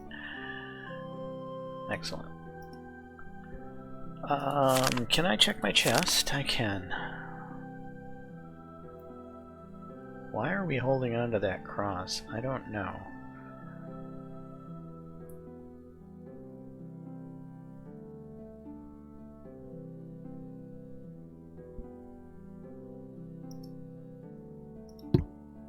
Let's sell it.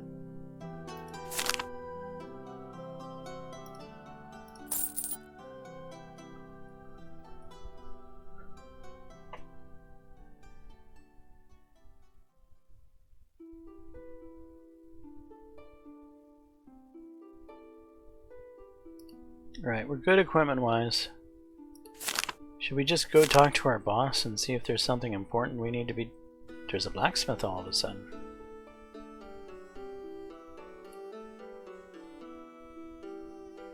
Train. Oh, let's just rest. Then we'll go socialize with the boss. You find your boss in the study of the Parisian estate, pensively gazing into the dancing flame in the fireplace. Desroches does not immediately notice your arrival. You wanted to see me, sire? Are you all right? I've dedicated my entire life to the royal service, James. I was and still am faithful to the oath to the king that I once took. Deep inside, however, I've always felt that my true loyalty, and may Raglan forgive me for saying so, belongs not so much to the crown itself, but as to the kingdom as a whole. To France. This is an idea that few people understand or share, and I certainly don't expect you to, but I have always seen France as something more than just a set of disparate lands united under the formal, and sometimes not the most sensible, authority of one man. These are dangerous words, sire, but I agree with them. It is not your place to tell me that, James, nor is it my place to tell the king how to run his affairs, however. But I cannot get rid of the thoughts that all the misfortunes and troubles that have fallen upon the kingdom are not so much the result of evil fate or foes' machinations as of the consequences of one man's mistakes. Mistakes that he does not wish to admit and from which he does not want to learn. Anyway, that's enough of my sorrowful reflections. Put yourself in order, James, and get prepared for another campaign. Something tells me we won't be staying in Paris for long. Understood, sire. And one more thing. The king is throwing a feast to celebrate his triumphant return to the capital after the victories over the Norman rebels and the English. It doesn't seem to me like the best time for a feast, but the king's wish is the king's wish. I shall of course attend it, and you, since you're a knight now, may come with me. Just be sure to dress properly. I think I'm dressed pretty properly. New quest, high society. Wow, what is all this? Okay, where will we go? Who is the Duke of Brittany? I thought Ava was going to be in Paris too. Regarding the Dauphine, yeah, I want to know about Ava. I thought Ava was going to be in Paris too. I thought Ava was coming to Paris too. Until the root of your problem is solved, the roads throughout the northern part of the kingdom are not safe. Okay,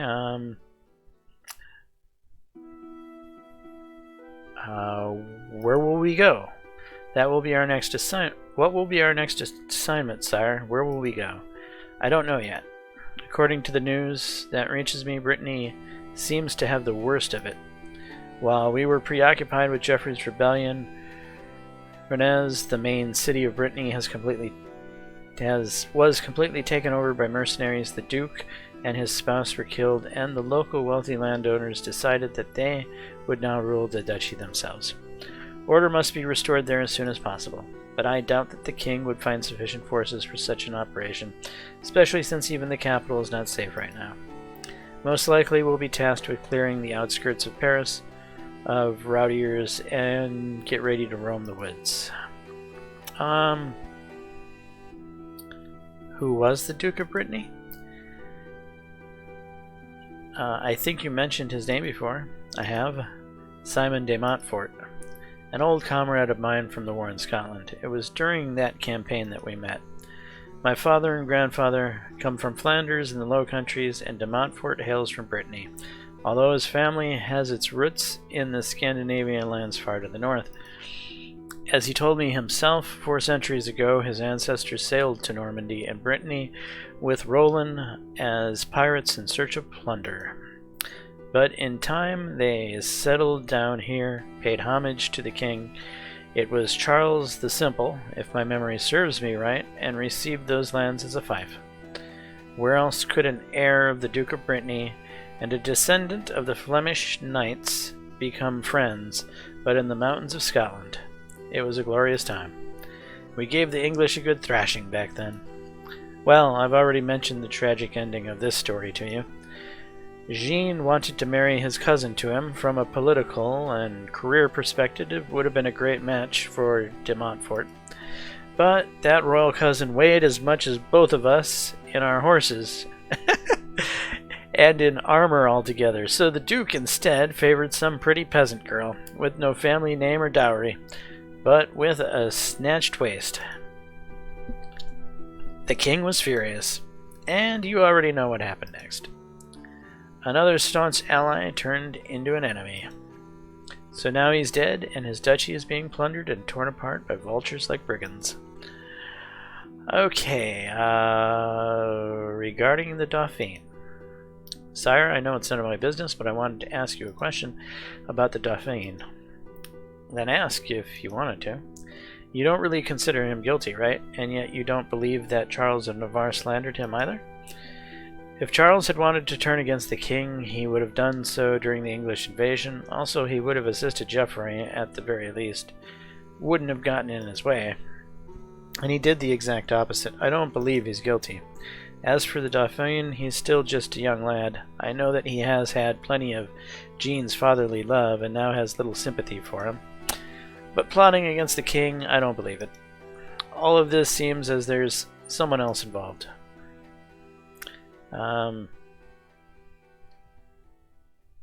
Palace intrigues are a highly dangerous business.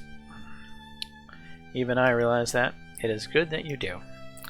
Let Reglan sort this out. He's the privy councillor, so he should be the one to unravel these secrets.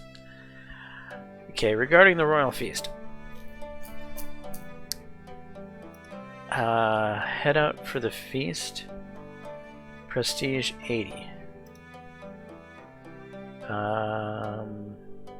No, not yet. I'm not sure what's going to happen when we go there. I have a feeling something's going to happen. And I would like to get a little bit of training in before whatever that something is that happens.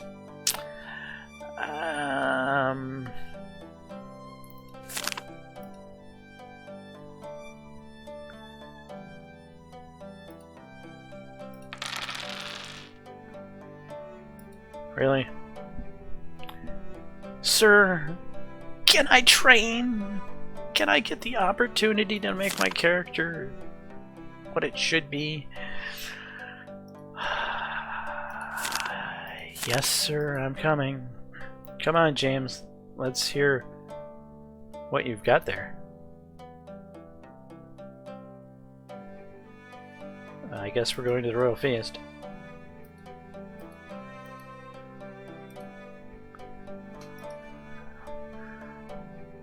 In light of recent betrayals and indignities, I'm glad to finally be surrounded by real men. Men. And not vile dogs like Geoffrey de Harcourt, Simon de Montfort, and my eldest son. May they all burn in hellfire till kingdom come. Raising his goblet of wine in the direction of Charles of Navarre, who's sitting nearby, the king continues. You told me, Charles, you warned me of Godfrey's rotten nature, but I didn't listen even though I should have.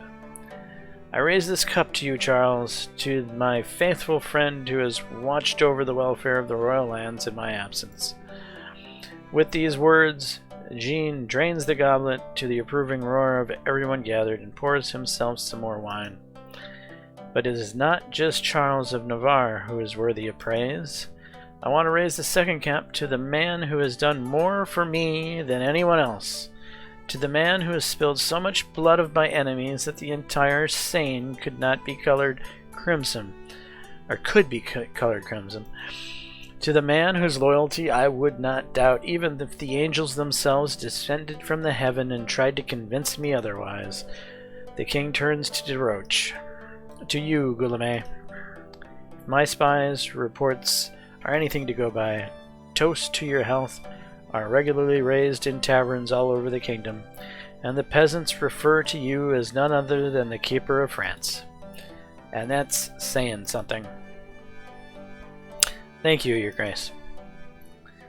Out of the corner of your eye, you notice Desroches locking eyes with Raglan, with the Privy Councillor nodding approvingly at your boss.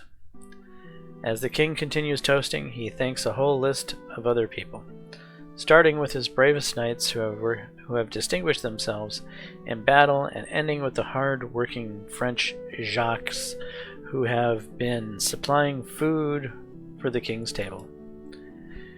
When this extended series of toasts finally comes to a close, you once again notice how Raglan, who ended up being almost the only person at the table that Jean did not mention, exchanges glances with Desroches and throws up his hands in caricature chagrin.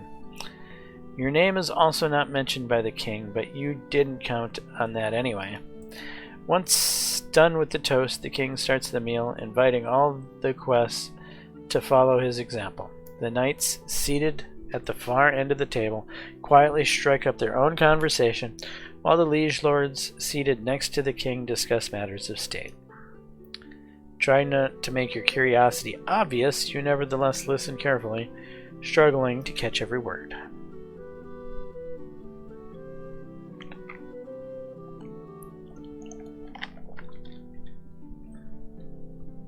Thank you for your kind words, my friend. The victory over the English and the Norman rebels, is certainly worth celebrating.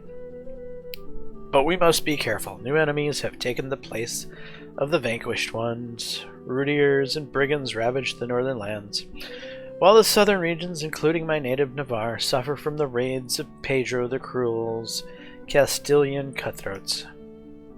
You know it yourself. The king takes a pause to finish a piece of leg mutton.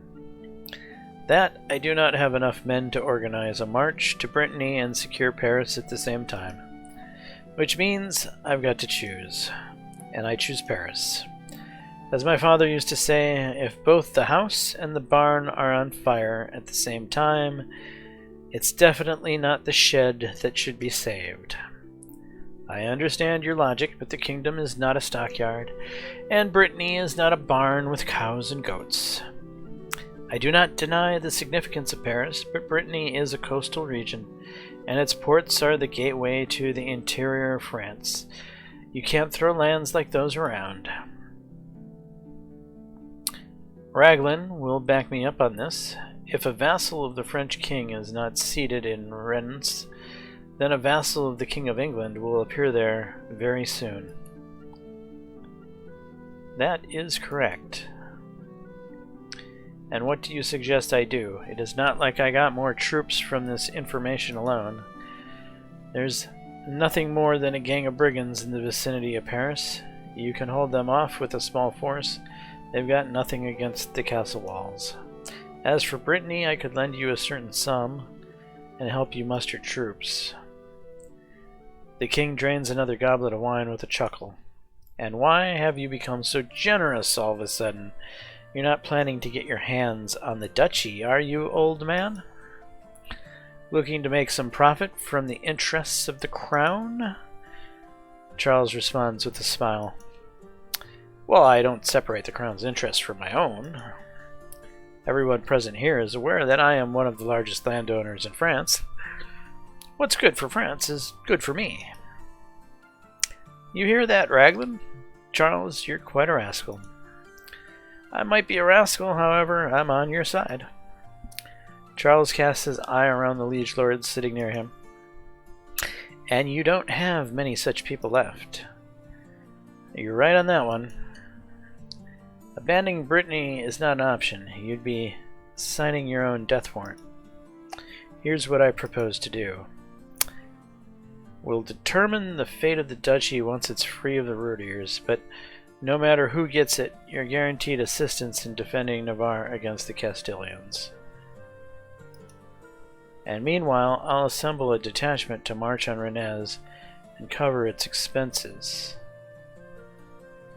As for the rest, you've already got a specialist in solving such matters.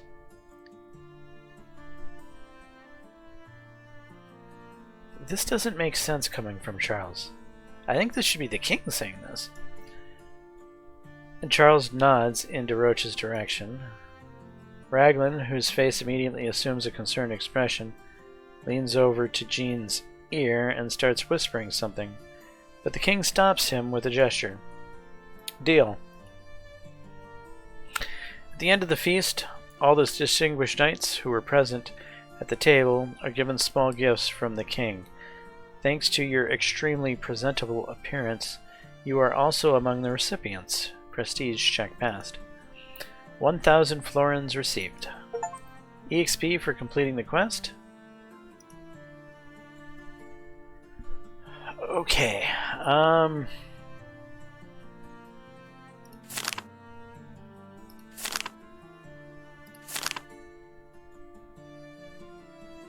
Is there somebody I can buy some people from? I don't think there is. Well, actually...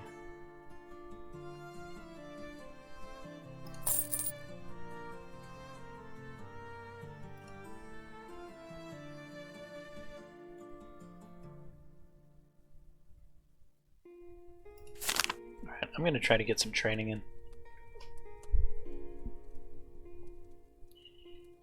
I'd like to get my skill up to 24. I'd like to get agility up to 25.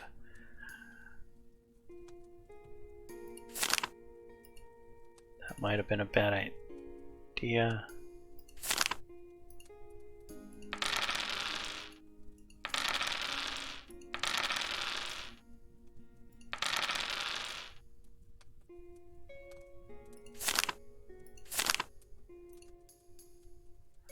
Come on in, James. Let's hear what you've got there. Okay. Well, let's go back to training. Or is there any quests floating around I have to do? Merchant quarter? What's in the merchant quarter?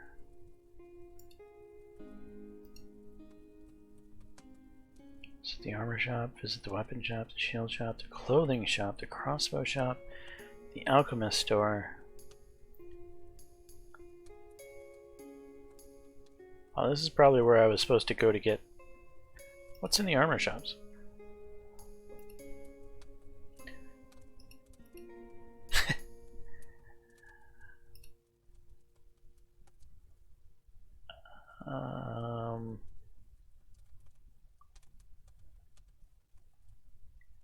Yeah, we don't need any of that.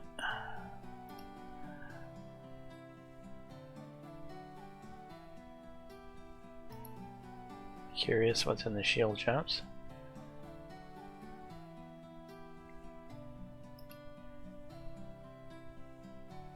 $422. Ouch.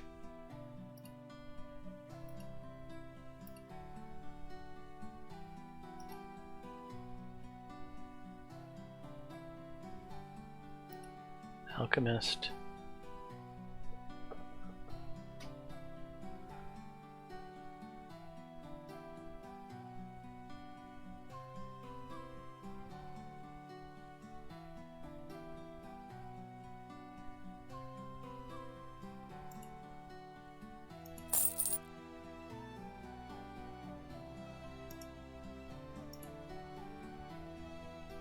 Alright, I'm gonna actually go to inventory and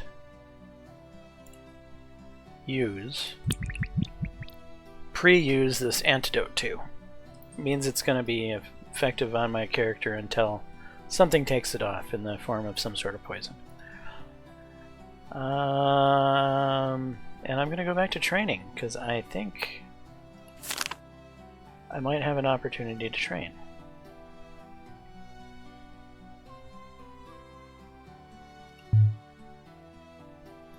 Cannot increase coordination anymore, huh?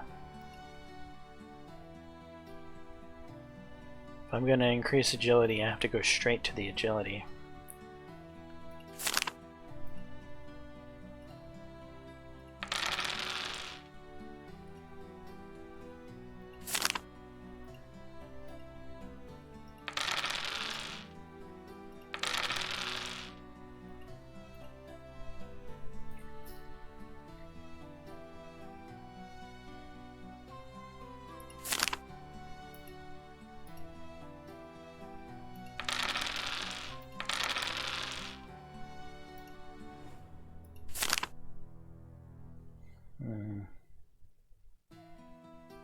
I think I can do agility one more time without lowering strength.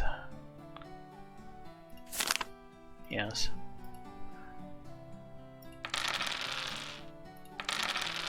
Okay, and we're on to the next chapter. Charles of Navarre keeps his promises, and indeed, literally within a week, fields a fairly large and relatively well-armed detachment. After merging with de Roche's men, as well as a number of royal knights, the result is a very impressive force. Only later, as it often happens, it turns out that the warriors sent by Charles are, for the most part, militiamen and peasants pulled from who knows where, with minimal experience with weapons, and in some cases no experience at all. However, at this stage, it's too late to revise the plans, and de Roche has to work with what he's got. The main task assigned to him by the king is regaining control of the city of Rennes, the capital of Brittany, which has been seized by Rudier detachments as well as local rebels from among the landowners who rebelled against Duke de Montfort. Expecting to face another siege, you mentally prepare yourself to spend an infinite period of time in a tent camp again, but de Roche has other plans in mind. Taking advantage of the large ports of Rennes, which, after the city had been seized by the Rudiers, was virtually unprotected due to the partial power vacuum, de Roche decides to attack the city from the sea.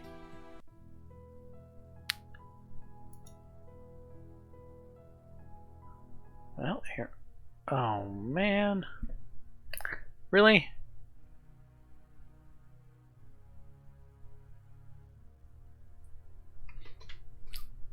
Didn't I go to the doctor?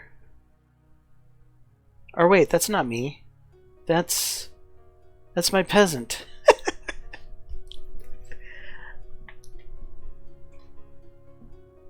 And I swear I healed him. Well, at least it's not me. And what am I going to do with this guy if he keeps showing up with these?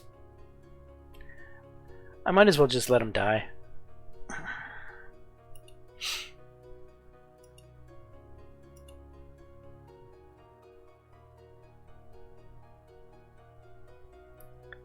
My peasant's bugged out, so I'm just gonna let him die. Is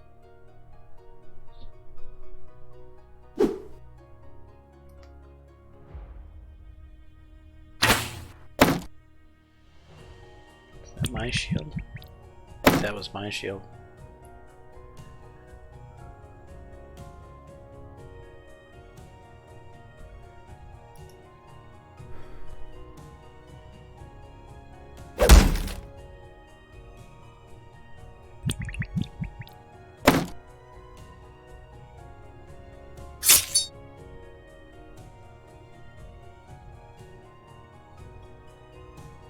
I think you're dead, so we'll go for the other guy.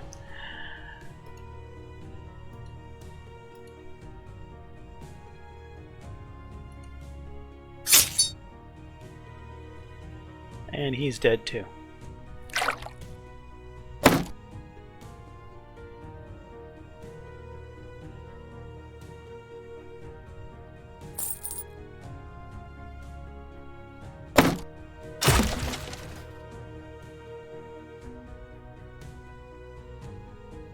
What? He lived? Evidently.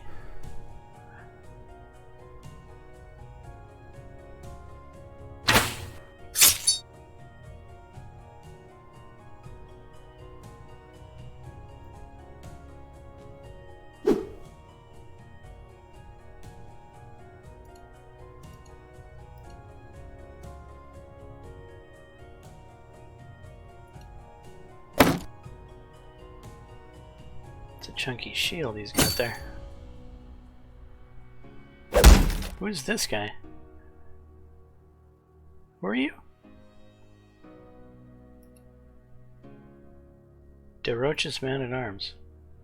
Oh, well, I'm getting help.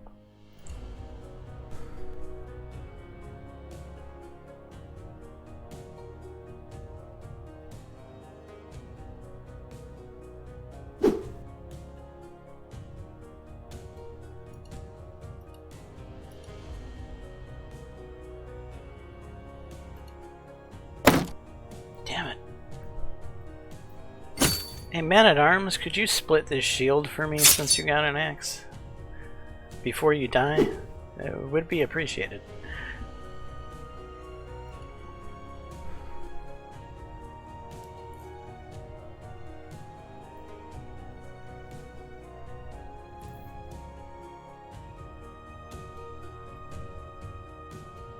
Alright, I should probably get rid of that guy.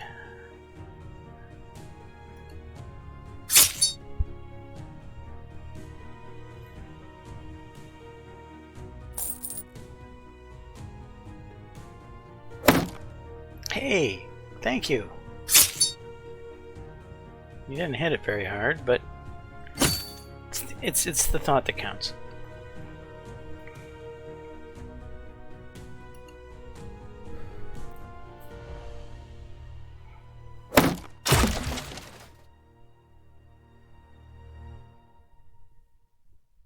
But you got it that time.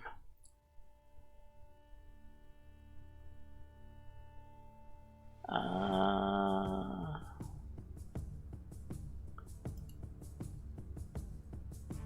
17 weapon skill,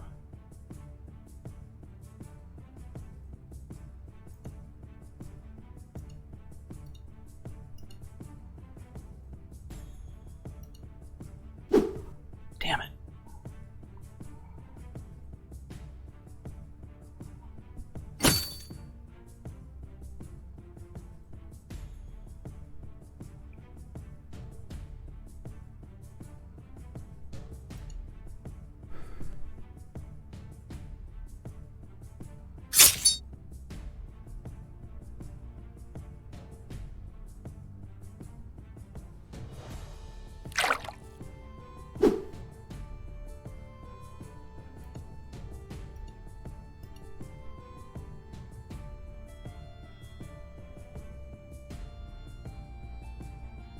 For sure to hit the limbs.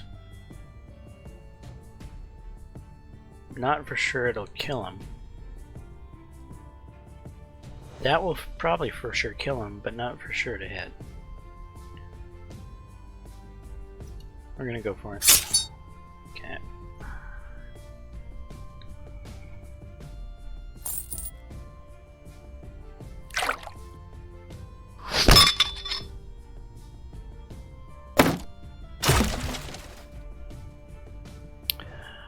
Hey, that's my noble shield you broke there. Thanks.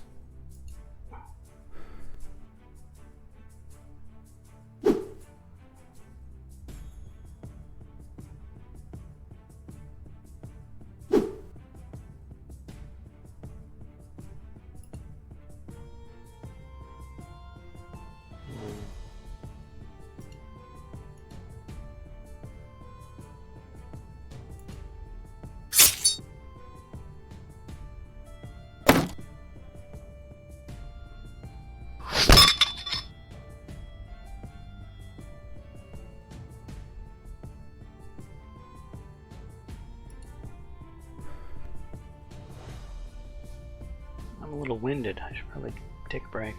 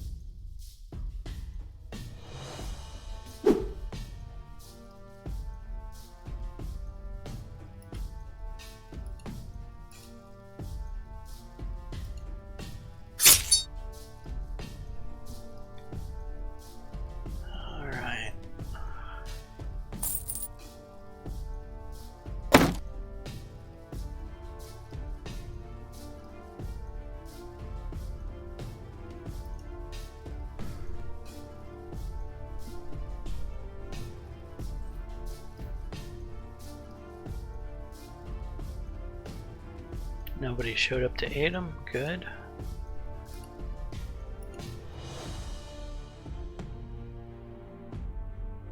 You know, no.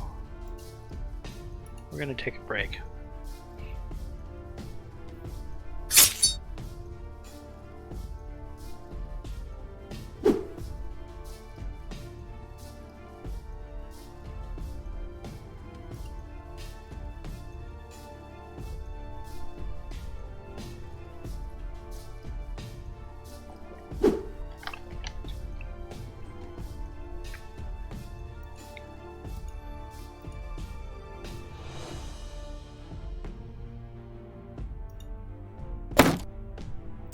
Blocked with the shield.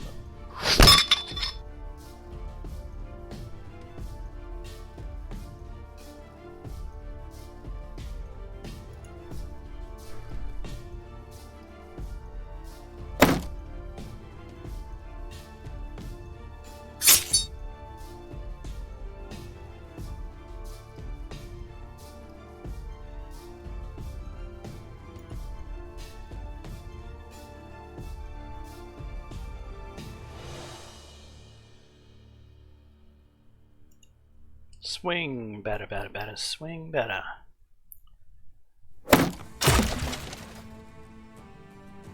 Oh, thanks for breaking the shield. Appreciate that.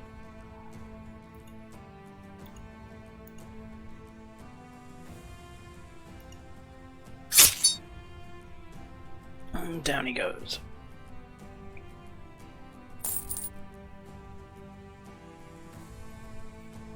You begin to advance deeper into the city. Do you loot the bodies? Do you know me? Flanged mace, huh? Armor sleeve. Crossbowman's quitter. Plate gorget. Mercenary's companion. Battle belt. Crossbowman's quiver.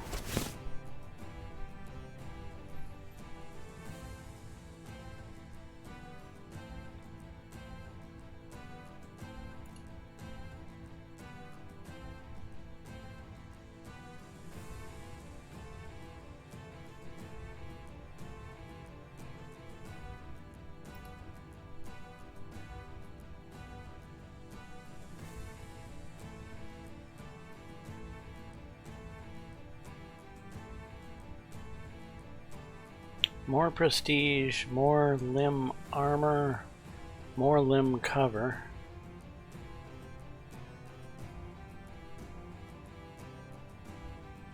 But it uses one more coordination.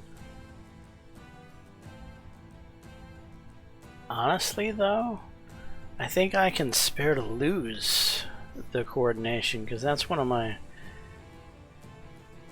more extreme stats.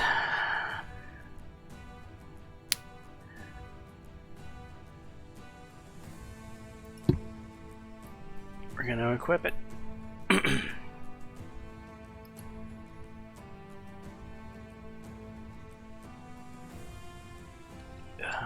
We're not equipping this. That is 4 points of stats just gone down the drain. I think I have enough neck armor and neck cover.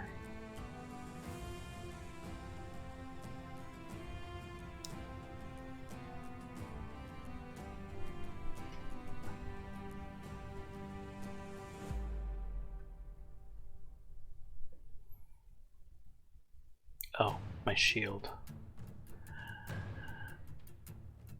I just have the heater. Yeah, I need more backup shields.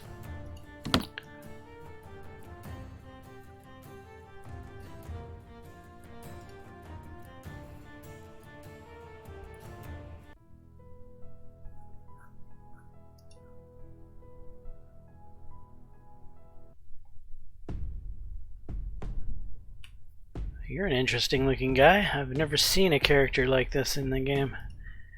Mercenary Captain. His weapon skill is mediocre. He's well armored. Limbs is probably my best bet with him. And this other guy is a mercenary berserker. Weapon skill 18. Alright.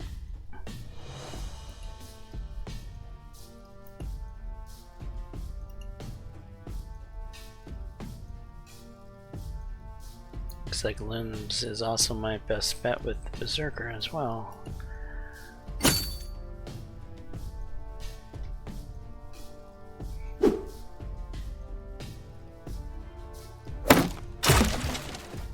Hey, whose shield got broken? Not mine, right? No, good.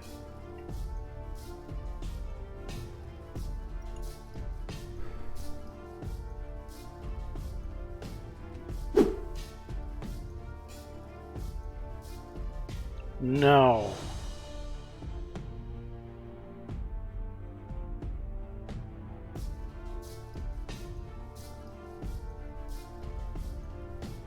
Well, guys, I have a feeling that our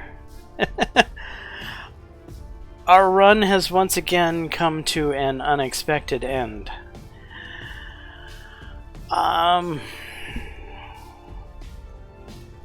This DLC release has certainly not been the most smooth. Though this is a small developer who works hard whenever they get problems, they fix them quickly, but there seems to have been a lot of problems with this particular DLC release. Attempts to roll back prior to time, allowing you to save or choose a different choice. Let's give it a try. Wait. Is this gonna work?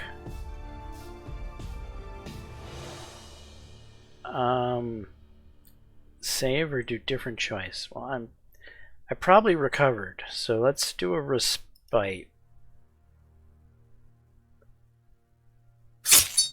Oh my god, we might actually be able to continue the campaign.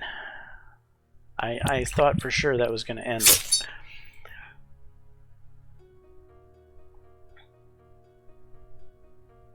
Okay, now we're going to recover.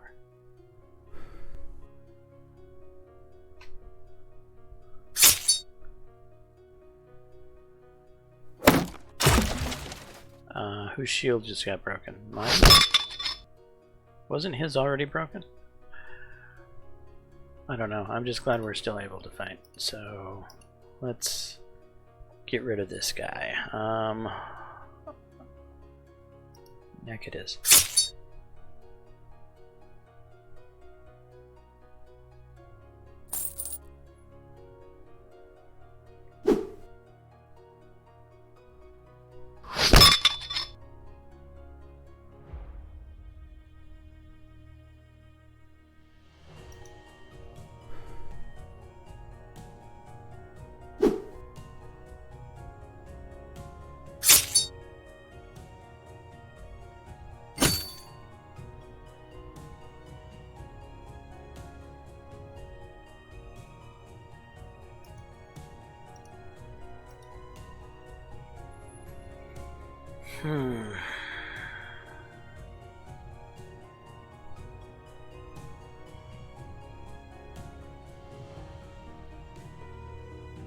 The 100% to probably do not that much damage to the head. The probable hit that would probably do the most damage of the group, or the conservative route through the limbs. Let's go for it. And at least we damaged the neck armor.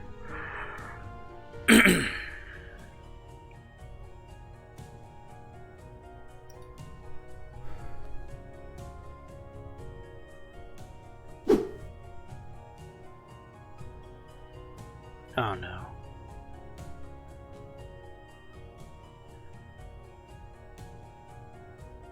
Please work. Alright, so what did I do last time?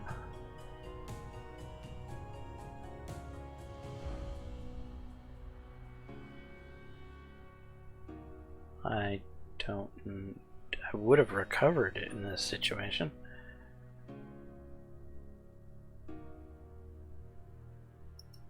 Alright, we'll go with a respite.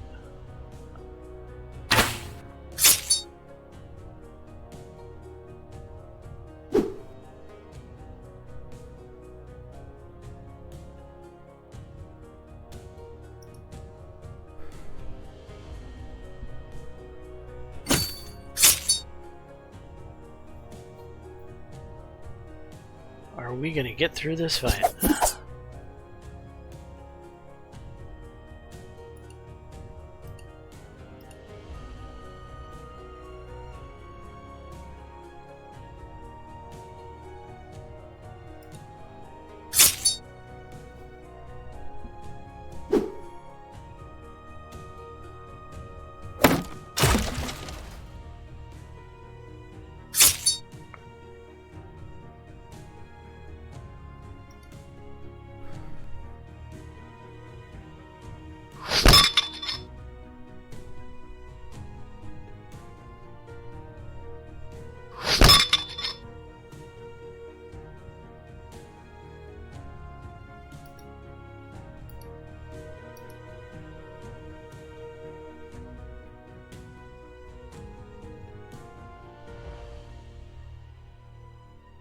I don't know as if the limbs are going to do enough damage.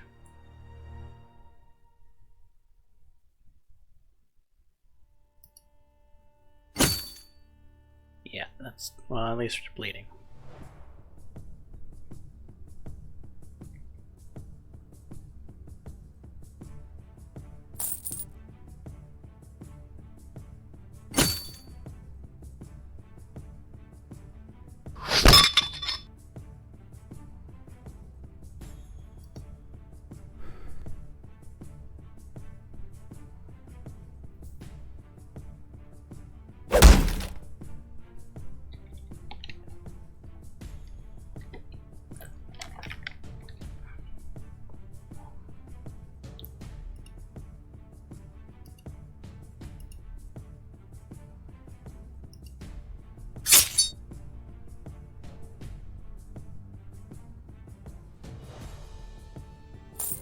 Very good.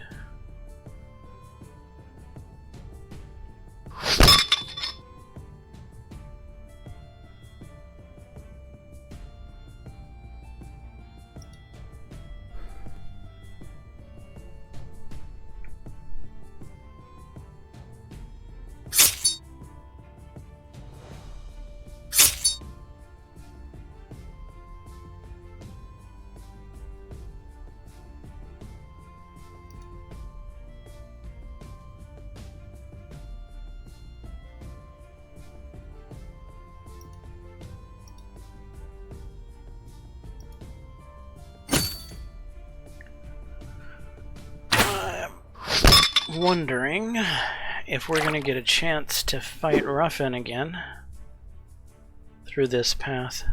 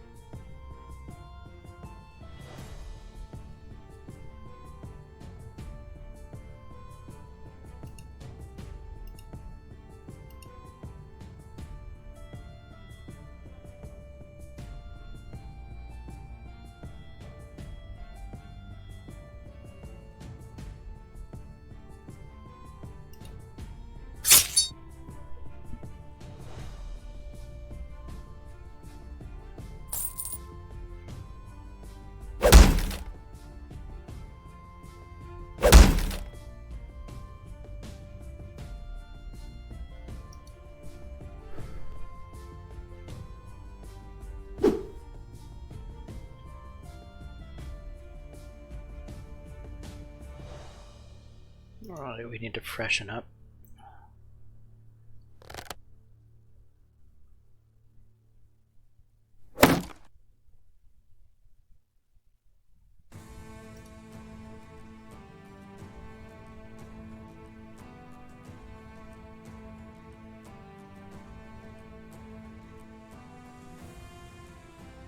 One more turn. There we go.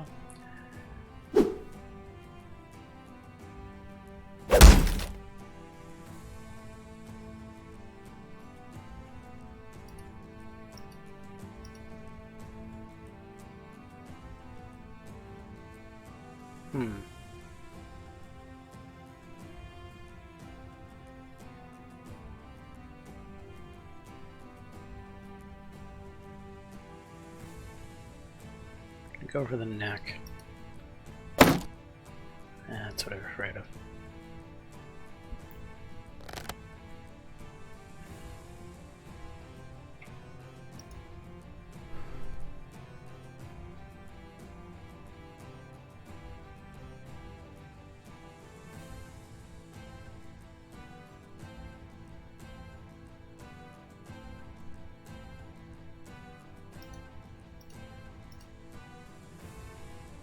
Alright, we're gonna go for the limbs because there's a better chance of getting around the shield, I think, with limb hits. It feels that way to me, anyway. Wow, this guy's got 90% block chance.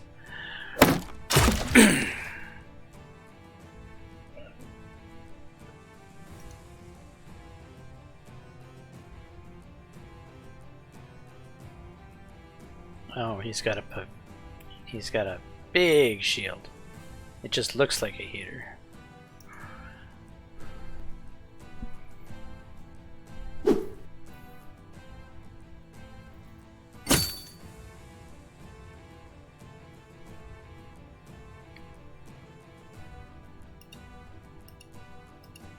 Alright, well, we're just gonna go for the neck then.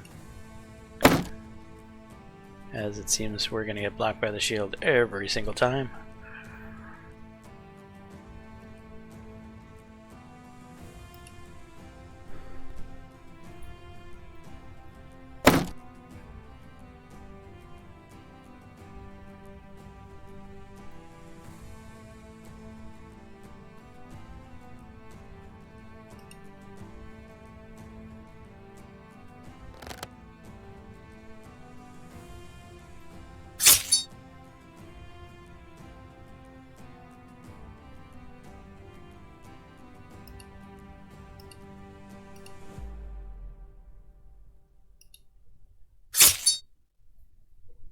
Killed my friend.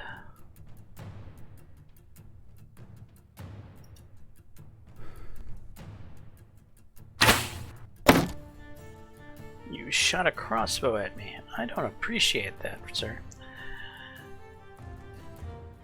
I have a special dislike for those things. Oh, so you're reloading it. I see how you are.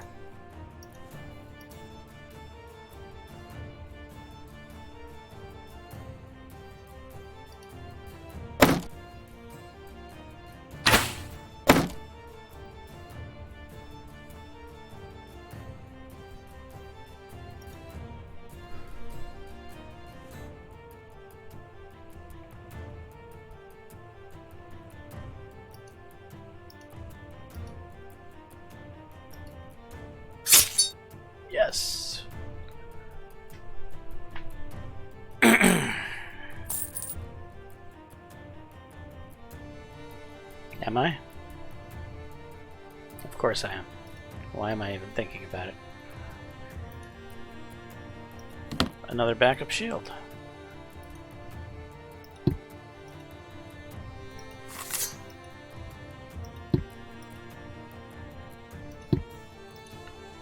Crossbowman gauntlets.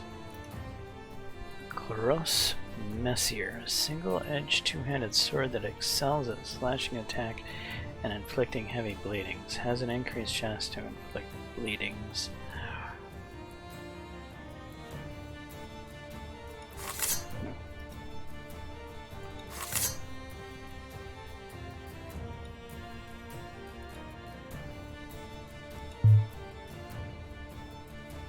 Your inventory is full. Okay, well, if I can't do it that way, then let's do it this way. Okay.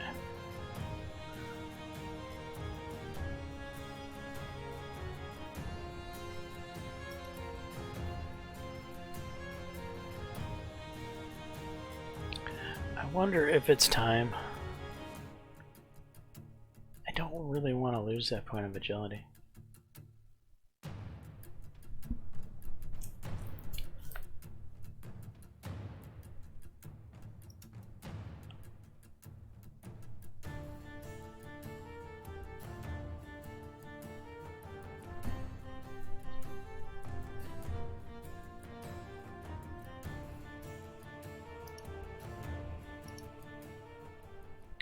Retreating from the city streets, the rowdiers take refuge in the ducal residence. Really? Here we go again? Just no rest for the weary, huh?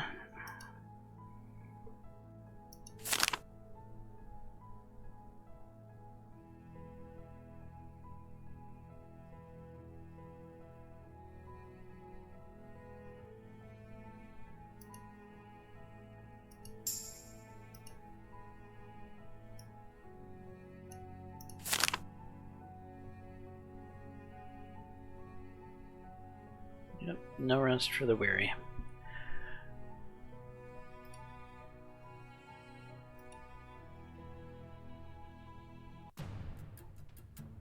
This guy. This guy is a Landsknecht mercenary, and he's got this big old Zweihander, two-hander.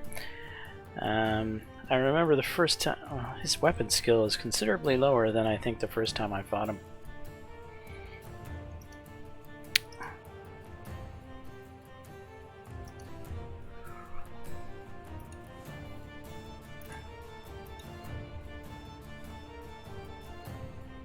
Let's go for the limbs.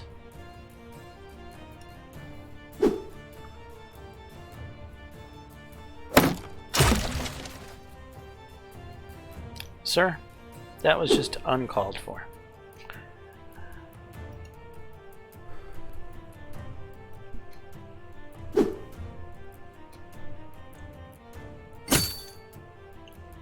Really? There'll be no more chopping up my armor, sir. I don't appreciate that much at all.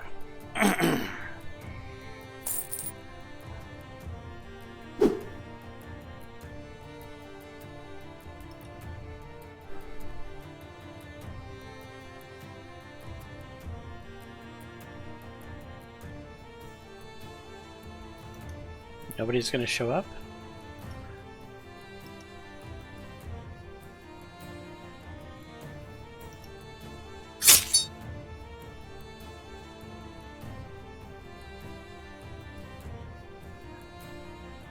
Well, I have a feeling I'm gonna get lots of opportunities to wound this guy. I might finally get another point of vitality through this damn trinket of mine.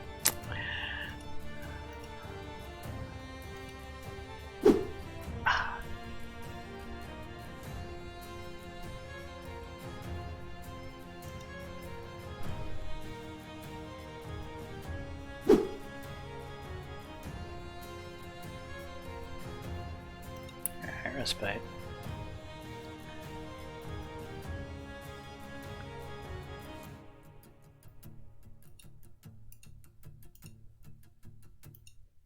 And I missed.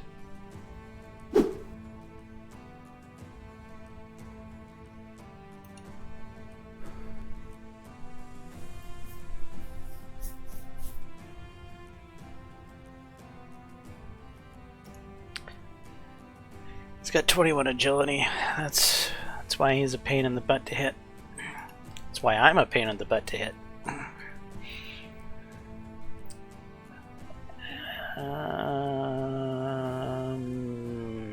Yes.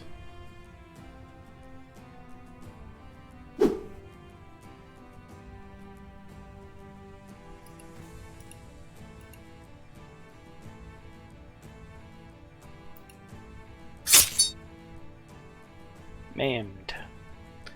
Strength reduced by 3.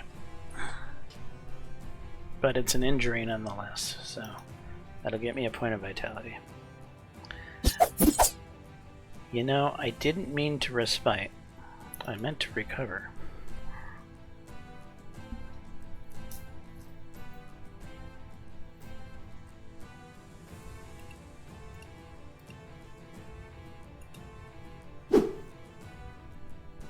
Really?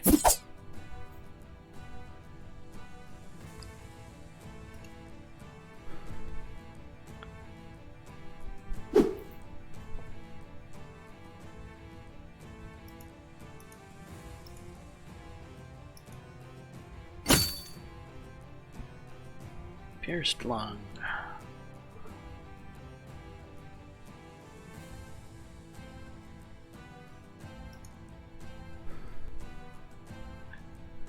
We're hacking away at this guy like he's a damn pine tree.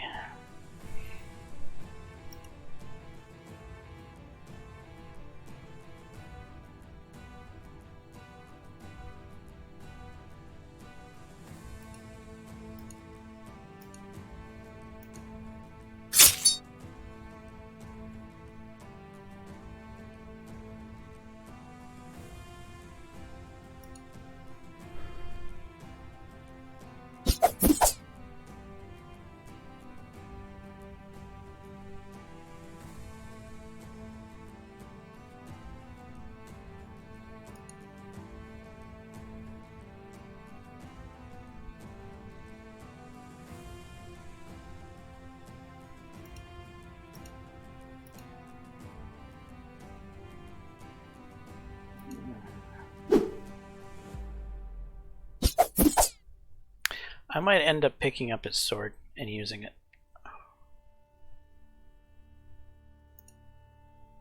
Obviously, didn't respite.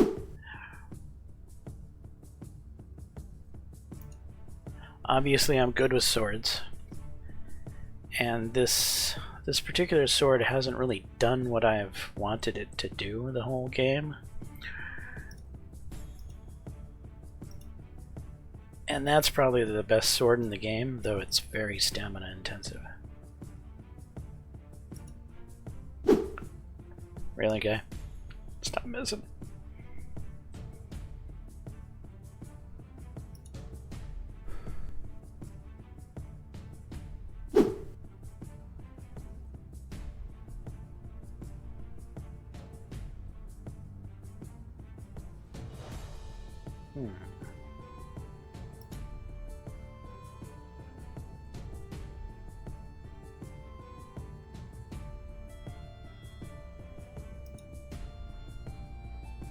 Go. Thank you.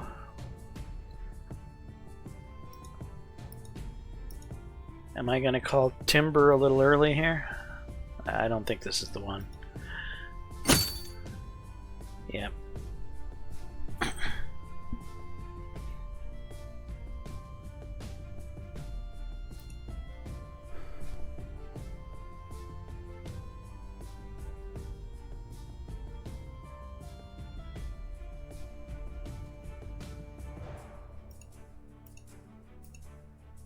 Timber. Got him.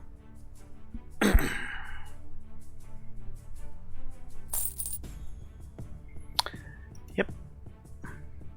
Wait, what? You didn't drop your sword? You stingy bit bugger. God darn it.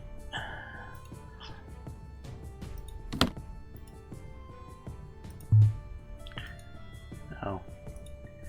I'm gonna have to figure out what I'm keeping and what I'm not keeping. 70, 60, 50.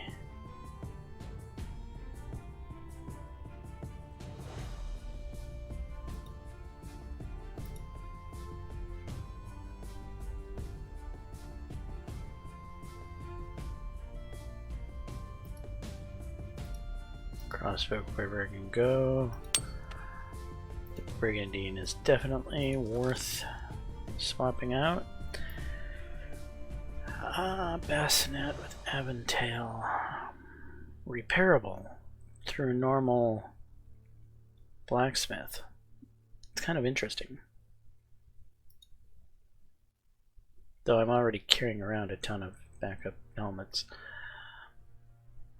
It's worth picking up to sell for sure. And the broadsword.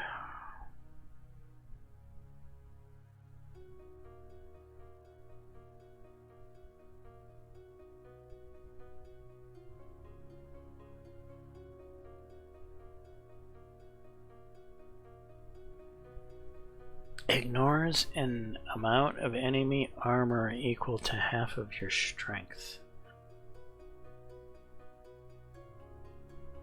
So I could ignore 18 armor?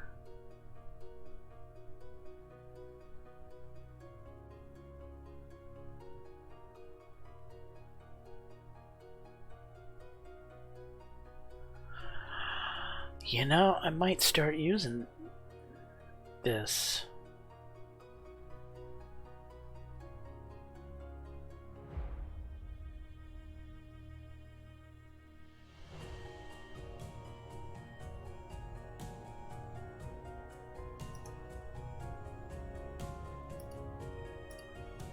$70, $60.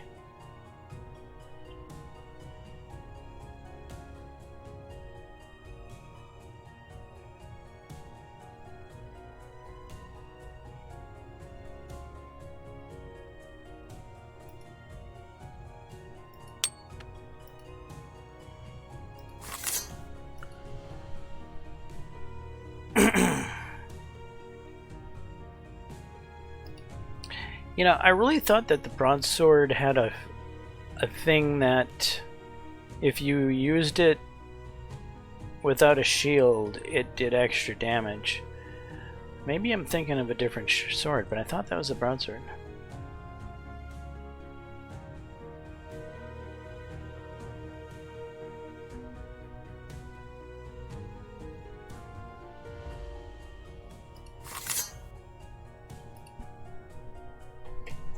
Okay, I'm losing 1 point of regular damage.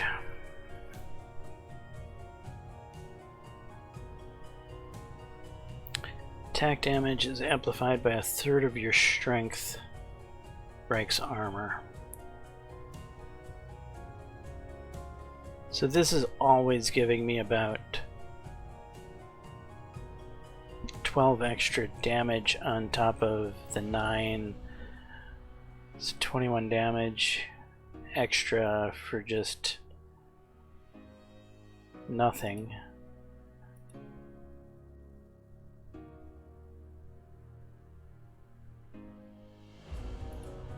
I think I want to stick with the war claver. And I need a shield.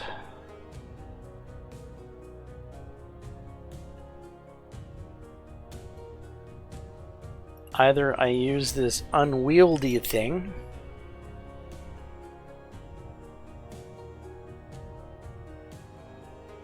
that's going to tank my stats, or I use the damage heater. I think I'd rather use the damaged heater than the unwieldy pavis.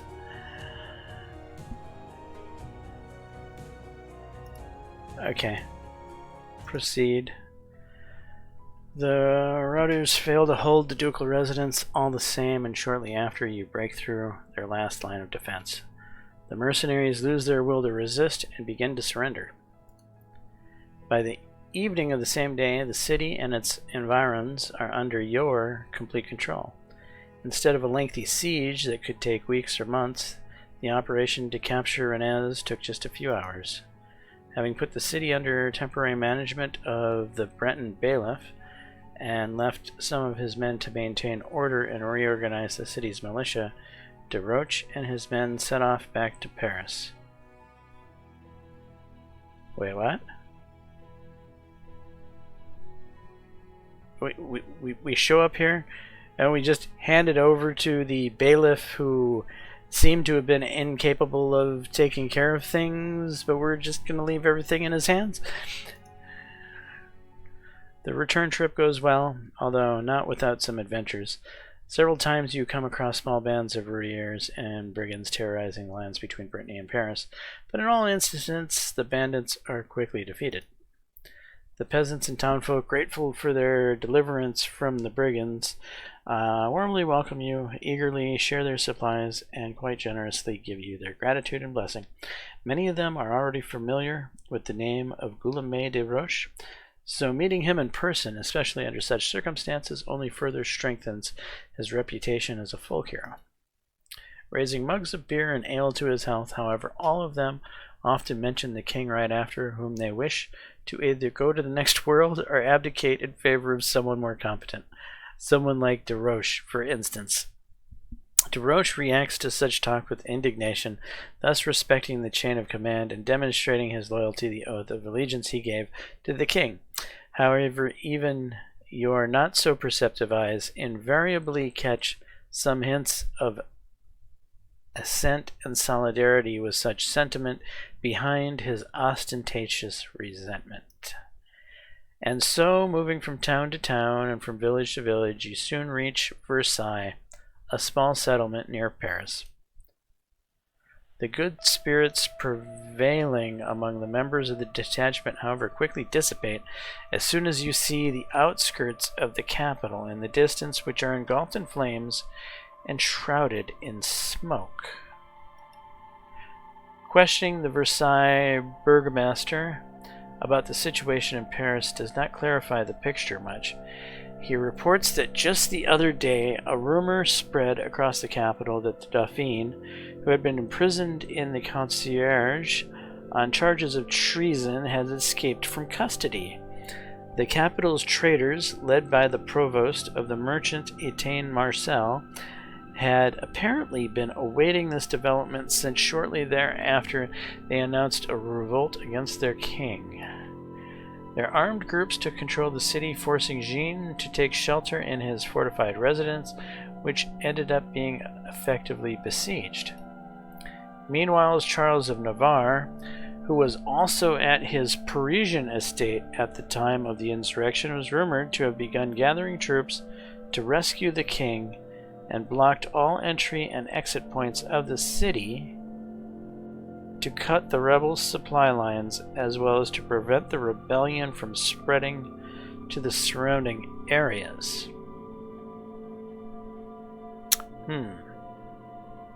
This sounds fishy to me. As to how exactly the Dauphin managed to escape, where he was now, and whether he was connected with the rebels, nobody knew. Despite the overall fatigue after another day's travel, Desroches decides to waste no time on rest and rush to Paris to the king's rescue. Oh, come on, I need a break. You're not going to have me fight again, are you? By morning twilight, you reach the Abbey of Saint-Germain-des-Prés, near which there is one of the bridges across the Seine leading to the capital, but you are not able to cross it just yet. For right next to the bridge, you spot a well-equipped outpost defended by a large group of armed men, and this is where we're going to go into battle again.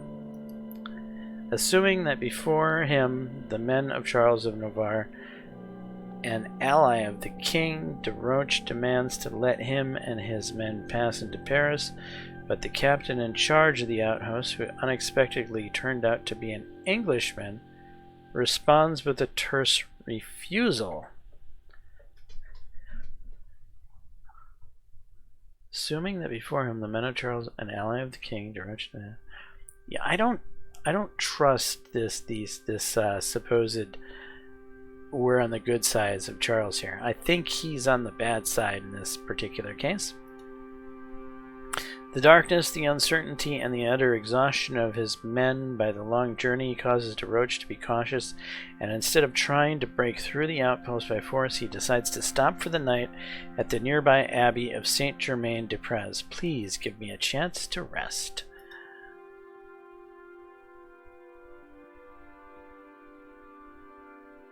Alright, James, listen up.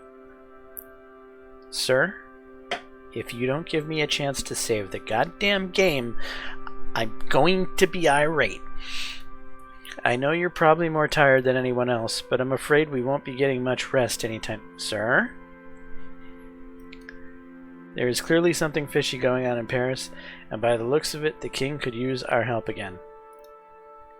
The tone in which he utters the last phrase clearly betrays the fatigue of a man who, just during your short acquaintance, has thrice pulled the king out of the worst scrapes, literally embarking on another military campaign right after the previous one.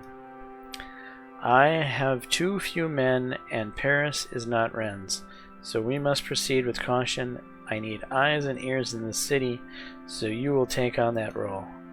Get a couple hours of sleep. You're going to let me get some rest, huh? So you can stay on your feet and then get to work. Find a way around the outpost at the bridge. Get in the city and see for yourself what's going on there. Assess how realistic it would be for us to get to the royal castle without encountering an angry mob on the way. Understood, sire. It will be done. I don't know how feasible it will be for you to meet Raglan or Charles of Navarre in person and inform them of our arrival, so I don't request that from you. However, if you could make it to site, sneak into the royal castle and meet Raglan, or go through the entire city and reach Charles, Parisian residence behind the Vincennes forest, that would be very helpful. I don't trust Charles, sir. I'm just saying. I don't think he's the good guy right now. However, I think Raglan would be a good person to talk to, as I think he would have more information. I don't believe in omens, signs, and portents, James. But I can't escape the feeling that Jean's time is coming to an end, And I can't escape the feeling that Charles recommended we march all the way to Brittany to take care of that situation in Brittany so that you, the defender of France, would not be anywhere near Paris when all of this just magically happens to go down, sir. But who am I? And that the only power which time and time again helps him keep both his throne and his life is that of my own hand. Maybe it's a test of faith and loyalty that God has sent me. Or maybe it's a sign that it's time to think for myself. Dangerous thoughts, I know. It's a good thing I don't believe in signs, right? Alright, that would be enough for you. Go get some rest and get to work. Be careful and remember that the fate of the entire kingdom now depends on you. New quest added, the longest night. You've received a salary in accordance with your rank and prestige level. Okay. Thank you. Can I sell my loot off? Do I even dare trying?